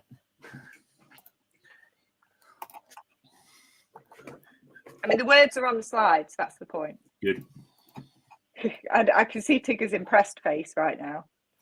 And David. I didn't know about this. Yeah, I didn't know I was going to be expected to sing. This is one of those undue pressures that's placed on it. Okay. Yeah, come on, we can do this. Right. Are we We need to good? do some vocal warm-ups, like la la la la la la la. Yeah, do some vocal warm-ups for a second because we might be here for a second. While we get the slides to work in time with the song, I mean, this is just going to be chaos. It's going to be great. I think, David, I'm looking at the comments. You started a whole new craze with your beard, Yeah. right? And you're going to have to, a whole new craze. Can you see Are it? you going to jingle? No. Are you going to do like the percussion all the way through, David, as well as sing? Bobby can't see anything. Oh, they're falling off. Can you Oh, see no, don't anything jingle yet? too hard. No. Okay, No. hold on. You're jingling your bells too hard, David. Okay, presenter view is not working for some unknown reason, and it's just downloaded. So we've got it. We just have to get it. Hey, here we go. It's 1 to 12, isn't it? There we go. Here we go. So on the first day of Christmas, my true love, see we can talk it, can't we? We can do this. We just do it in turns. La la la la la la. On the first day of Christmas, my true love gave to me. You could say my Nurakin. Aucademy. Okay. So on the first day of Christmas, my Nurakin gave to me one more Aucademy. Yeah. Yay! Hey. Hold on. We can do this. Ready? We're ready for 2. Ready. 1, 2, Here we 3. go. On the second first day of day Christmas. Christmas. Second day? Wait a minute. No. Okay. We're there. I Second. spelled social wrong. Oh my God, On this the is second awful. day of Christmas, my true love True gave, love to, gave me to me 6 6 social media platforms. We And find one for 2. And one And more one Aucademy. There you go, peeps. You're doing it. Woo! I've got to remember them What all. do you mean we're doing it? So on the On third, the third day of Christmas, my true love true gave, love to, gave me to me 9 Facebook 9 groups, Facebook groups, 6 social media platforms, and one Aucademy. Woo! We're doing it. We got to remember this backwards. How are we going to do this? On the fourth day of Christmas, my true love gave to true love me gave to me 15 15 video video playlists, 9 Facebook groups, I 6 forgot what social media platforms. and 1 Aucademy. Woo-woo! Ready? Okay, I'm not going to be able to remember this. I've got really bad working memory. Okay, on the 5th day of Christmas, my true love gave to me 28 amazing amazing Modmins. Modmins, 15 video playlists, 9 6 social media platforms. Do. And one one Aucademy. I remember that bit. Yes! I mean, Libby's face is so cringy. Oh. Look at Libby's face. She's cringing for us. So, on the 6th day of Christmas, my true love gave to me 52 guest speakers. What's next, David? You've got a good memory. La da da dee dee. Yeah, that other one. Do. 50 media playlists. 6 social platforms. And Right, one Facebook. Aucademy. I'm dying. What else Oh, we got? thank you, Libby. Oh God. Oh, Oh God, on the 7th On the 7th day of Christmas, my true love gave to me 175 videos. videos. videos.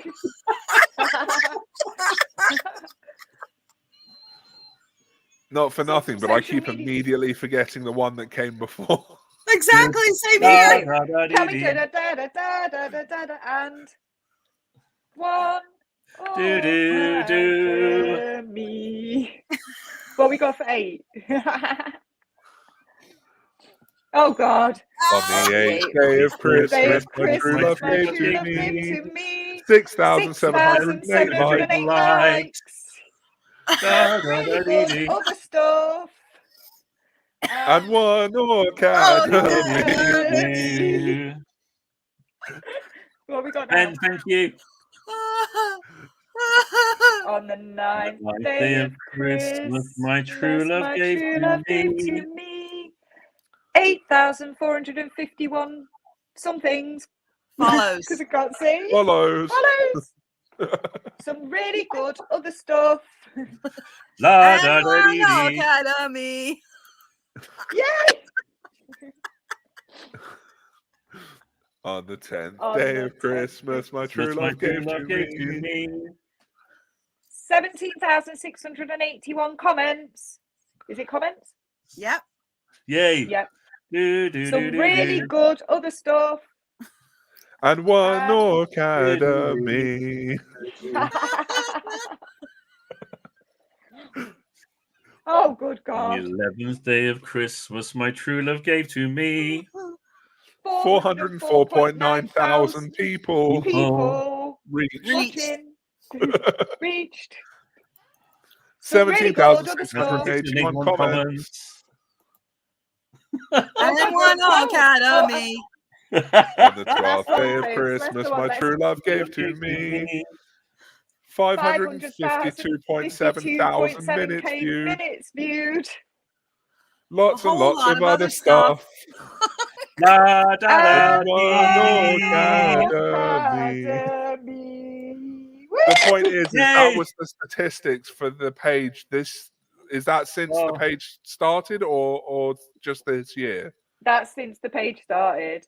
There Oh you my go. God. So If you are Aucademy still has with achieved us, some great statistics I obviously- since it started.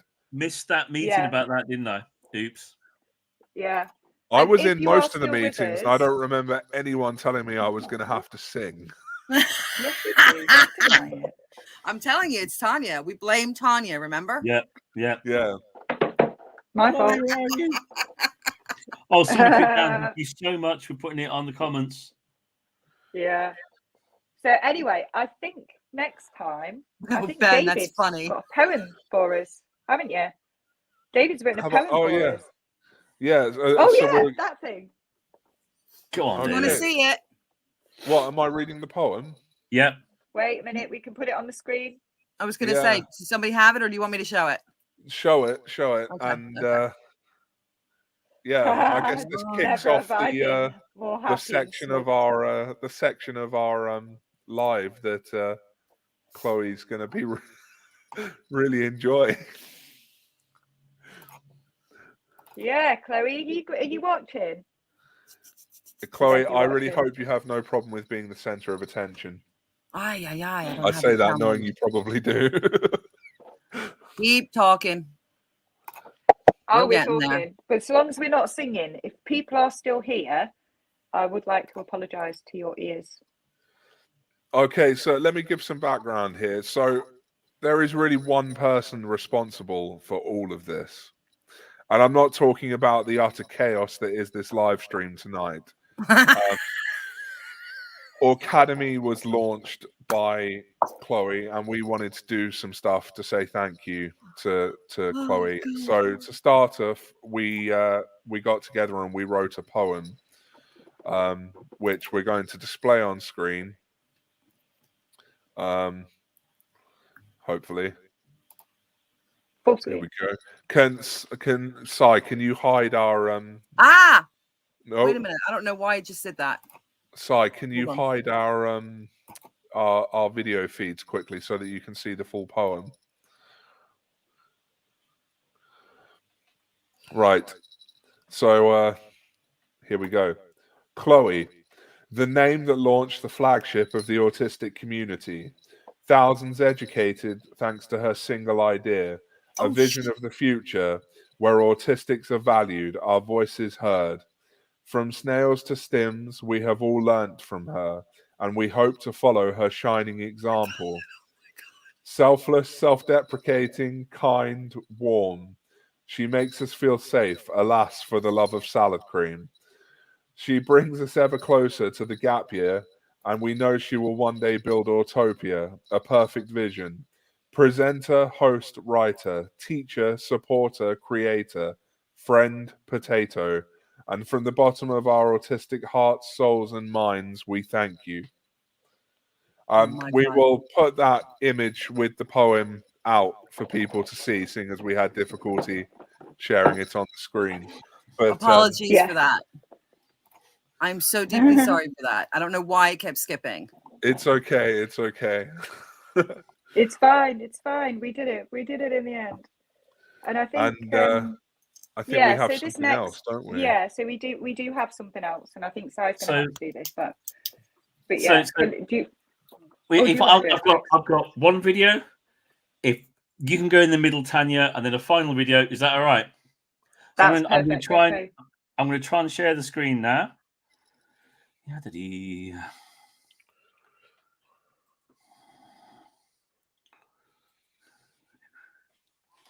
This screen sharing thing is really not that easy, is it?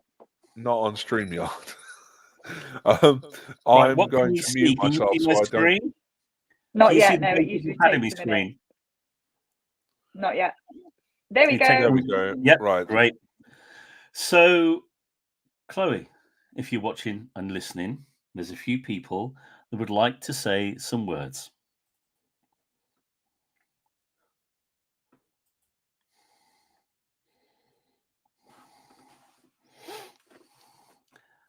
Hi everyone, Kieran from theautisticadvocate.com here.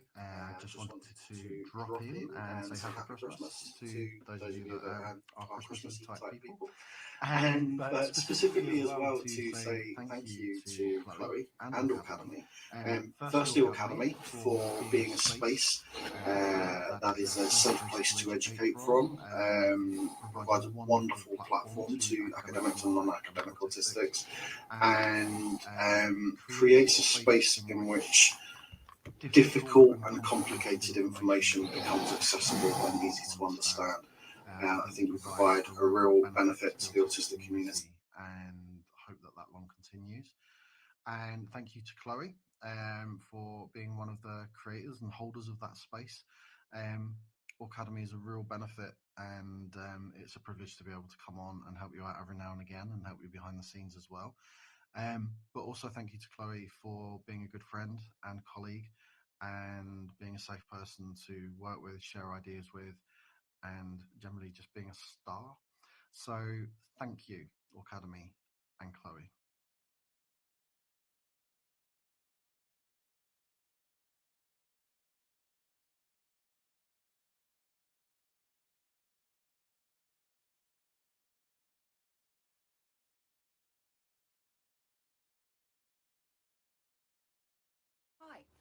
My name's Bobby Allman. I'm a soon-to-be late diagnosed autistic professional, as well as a parent to two neurodivergent adults, actually now.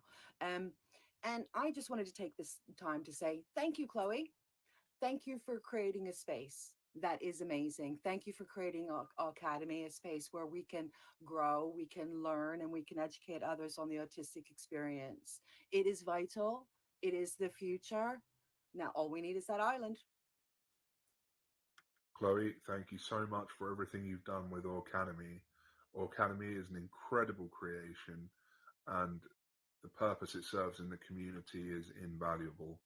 Please continue to do this work and know that we've all got your back. Thank you.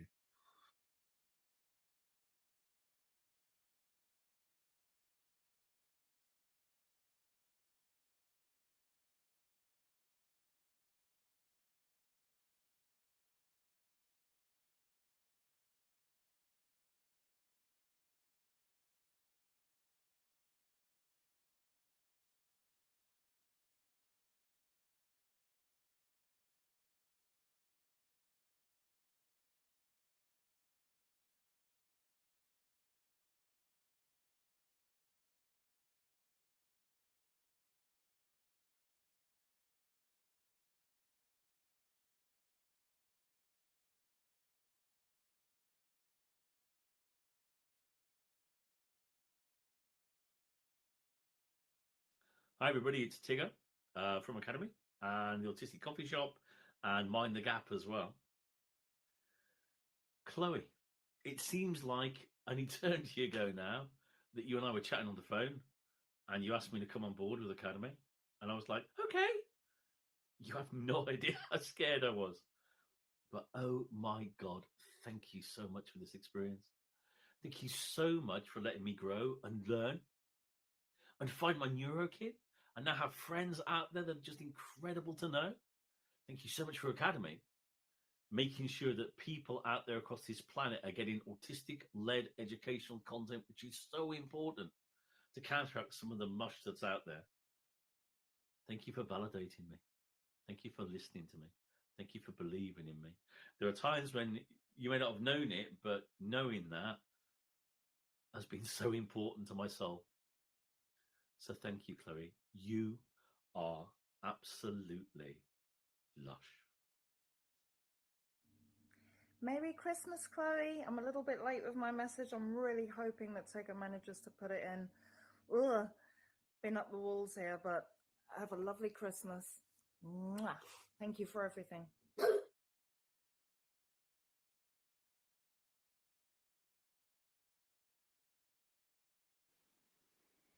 Hi, Chloe.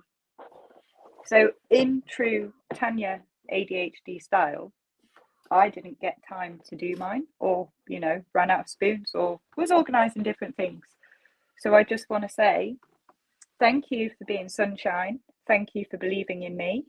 And thank you for helping me see that I can do things that I didn't even ever think were possible for me. Thank you for adopting me into Aucademy.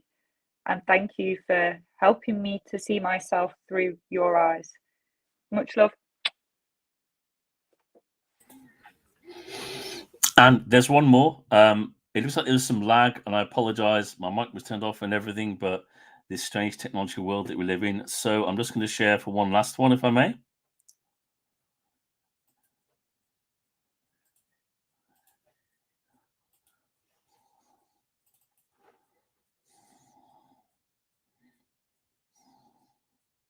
Hi, it's Annette from Aucademy.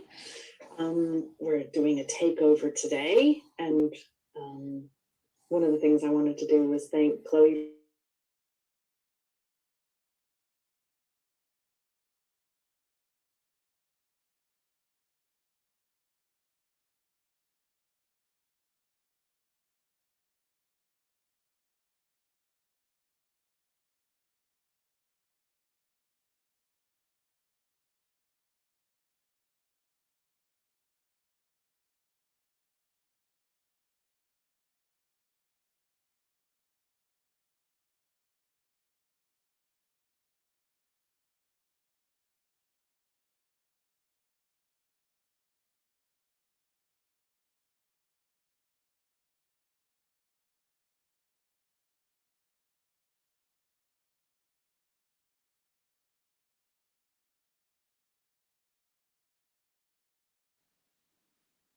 and the amount of energy that you put into this, and just hard work as well, is amazing to see, and just how driven you are, to make life better for autistic people, which I think is just so amazing. And I wanted to say you are amazing, and that we all really appreciate what you're doing. So I think we lost Annette's there. I think it the sound went. My point. I think the fairies. I tried tweaking there. My apologies to everybody, and my apologies to Chloe. What I think we're going to have to do is put that out separately. I think, which will be lodged somewhere, so that you can see it and enjoy those awesome comments that everybody's done. So, so my apologies. It might be a Wi-Fi connection. I am down in the darkest depths of Cornwall. So it does happen now and again, and I apologize. But I hope, Chloe, you really felt what everybody was trying to say and write and show.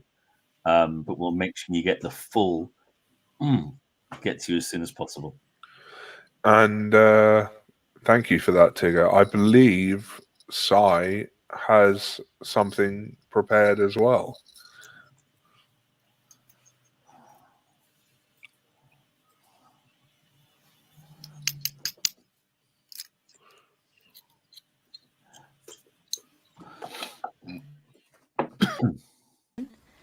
I'm also a doctor in social psychology, an autistic consultant, a girlfriend, a sister, a daughter, and an auntie. I've pressed the button.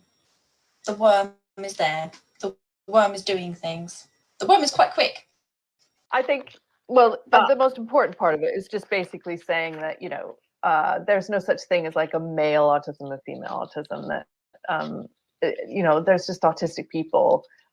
And it's a huge, diverse, universe of autistic people. It's all these stars in the sky. We kind of think about space in that way as well. And that, the researchers for 70 years have been looking through a little microscope, or a little kind of, I can't remember what they're called. What are they called? Binocular telescope at like this few little stars over in a corner, and if they just take the telescope away, they'd see all the other autistic people and the huge variety of different types of people there are, and experience there is. And I am being joined by Kieran Rose and my cat. The cat. Really? Come on, down you get. Try to be professional here. Right. That normativity, which is compulsory, which is forced on people, and people are punished and stigmatized and attacked and abused in various ways for deviating from normativity. That normativity is a heteronormativity, that is, it pushes people towards this heterosexual gender binary.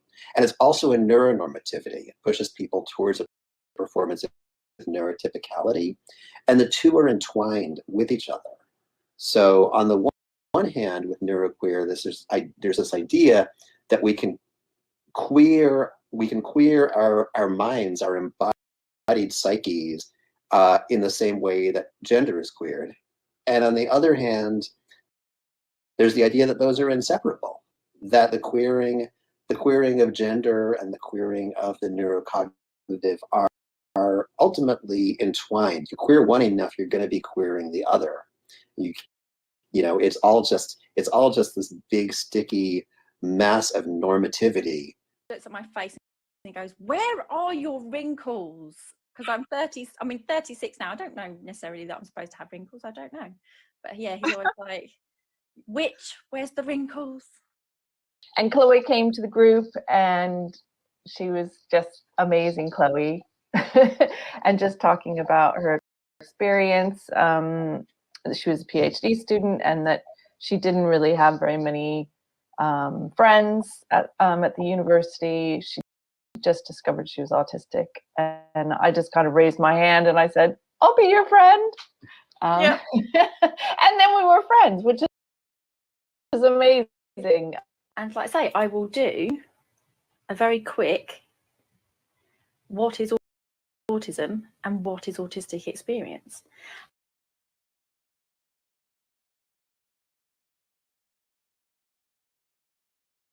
Yeah, because that's super I just need to important as well. explain why there's hashtag Team Salad Cream on the screen. Okay, so among the Modmins of Aucademy, there has been this ongoing small battle between what is the right condiment, or what is the correct condiment. Sai and a number of the other Modmins really, really love mayonnaise and really hate salad cream. Like Sai hates salad cream like Northern Naughty with a passion, whereas I have loved salad cream. It's been one of my particular things since I was a very, very small child. And you know, if I go into a shop, I just buy, because I always need a supply of salad cream in my cupboard, and things like this. So I'm Team Salad Cream. There's a small number of us that are Team Salad Cream, and the rest are Team Mayonnaise. And so we've and now Si's just put Team Mayo up. Team Mayo. But as David said, you know, I put a video up, people talk, and I'm like, wow, okay. I watch your stuff and looking at the comments within it, but it's that bit about, yeah, it's and in these present times as well, yeah, everybody that gets on and dips in and you know, connects with Aucademy, thank you. We've got so much more to do, and yeah, we need loads of ideas. But thank you so much. I think that's a good one. Thank you. Yeah, thank you. It's really the best words we can use right now. So we'll see you in the comments section, me and Steve. Definitely.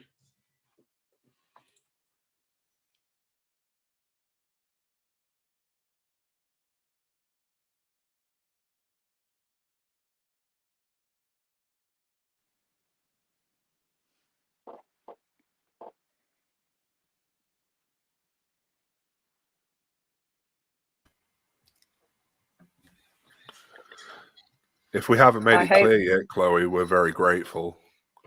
And we love you lots. Woo! Lots and lots. Woo! So I think, oh yeah, we've got a little announcement to make as well, haven't we? For all of those that are part of the Aucademy social groups that we're going to do on Christmas Day. Because obviously Chloe's having some time off, and we know that Christmas Day is a really, really hard time for a lot of autistic people. So tech savviness, which none of us have actually got, allowing, we're going to open up Aucademy social room on Christmas Day from about 7 p.m. for anybody that wants to come and join us on Zoom, who might be feeling a little bit grim or a little bit overwhelmed, or just want to come and hang out with a Nurakin. So we're going to do that as well. And I think most of us here on this live will be there at some point. Yeah, we'll be there. We'll be there. And hopefully, technically, we'll get it right as well. No promises, though. I think Ben might have to help with that. We promise not to share screens. Yeah, no screen sharing. So, having said that, I think... What did we get with the salad cream mayo? Because I think we need to settle this argument before the end of the year. So Mayo won the vote. Yeah. Team Mayo wins. And you know what?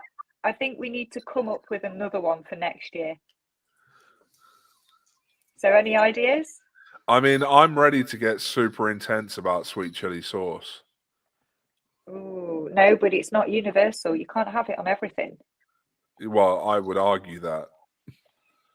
I don't know. Hummus is like, hummus is coming up, you know. Cheese? Yeah. I don't know. Oh, you see, Cheese? hummus is a good one. Hummus is, you can eat. What can't you put hummus on? A chocolate bar. See? No, actually, that wouldn't be that offensive. Hummus I is guess just it's a really inoffensive condiment. Yeah, yeah. The problem is we all agree on this. That's it's not got the same effect as Mayo It's not versus got the salad same cream. effect. No, I don't. I actually don't like hummus that much. I find it, unless it's got like garlic or something else in it, I find it incredibly bland and boring. But then I'm like, do you know what? do you not find that you kind of crave the stuff that you had as a kid anyway?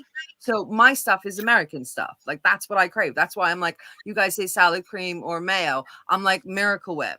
Like that's our salad cream over there. It's like a sweet mayonnaise and the stuff rocks. Can't get it here. So Oh, yeah. best cheese, right? Definitely. Is it Stilton with apricots? Mm.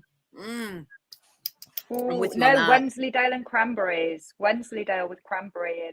I see. I like both, but the Stilton with apricots is the superior one in my opinion. Oh Absolutely. no, baked camembert. Yes, baked camembert. Baked brie with walnuts, maple syrup, brown sugar, and a bit of mustard to die for with crusty bread. Yum. No, baked camembert is definitely the superior cheese. Like if I'm having a low spoons day, I will literally just go and buy myself a whole camembert, whack it in the oven with some garlic ciabatta and just eat it. But yeah, I can't believe Team Mayo won. I'm massively disappointed on that. Oh, Libby suggests snails or octopods, but truthfully, I don't like eating either of those things. Either. And what's bad is and I have tried eaten both. I've eaten both. That's yep, kind me of too. bad. Oh, and Ben says Simon and Ben, will they or won't they?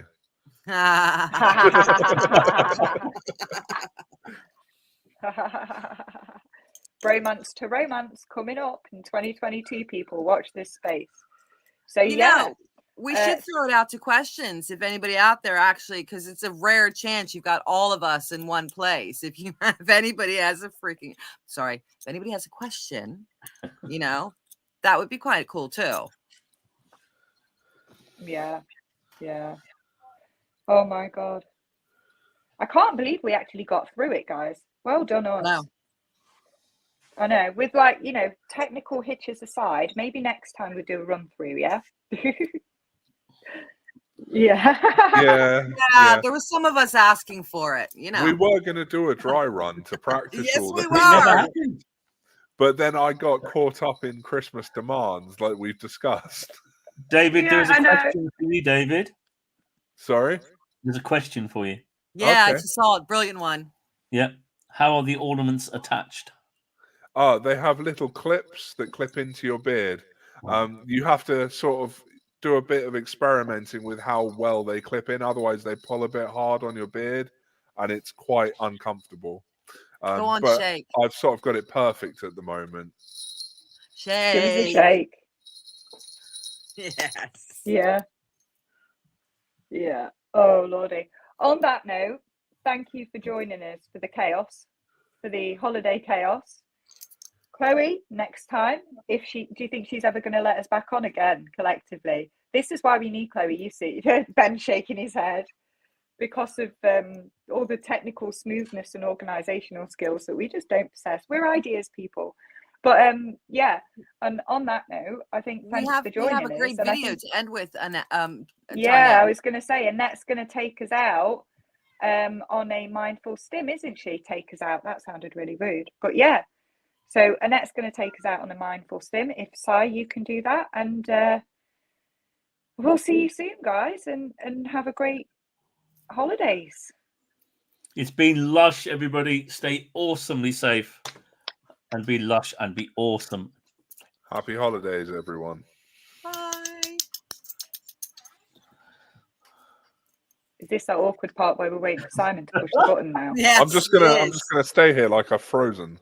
Yeah. I'm just gonna do jazz hands until he plays. Press play, Si. Press play. Si. Or David could sing the song again.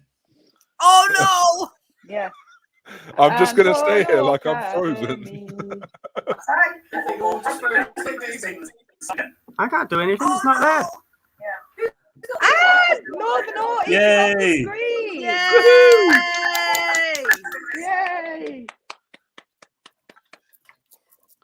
So we don't have a Net's Mindful still. No.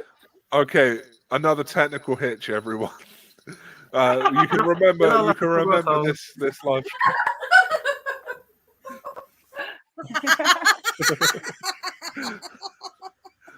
That laugh was glorious. We'll have to post it afterwards. Right Yeah, on. we will How post the many video afterwards. How many autistics does it take to mess up a Christmas special? Yeah, I don't think we messed it up. We just did it in a completely chaotic way. We kept people on their toes because even we didn't know what was coming. Yeah, you see, we just Yeah, no, love a yeah, surprise. no. We liked. Yeah, and for everybody who hasn't met Cy, Mr. Northern Morty, Mr. Mayo lover over there, say hi, Cy.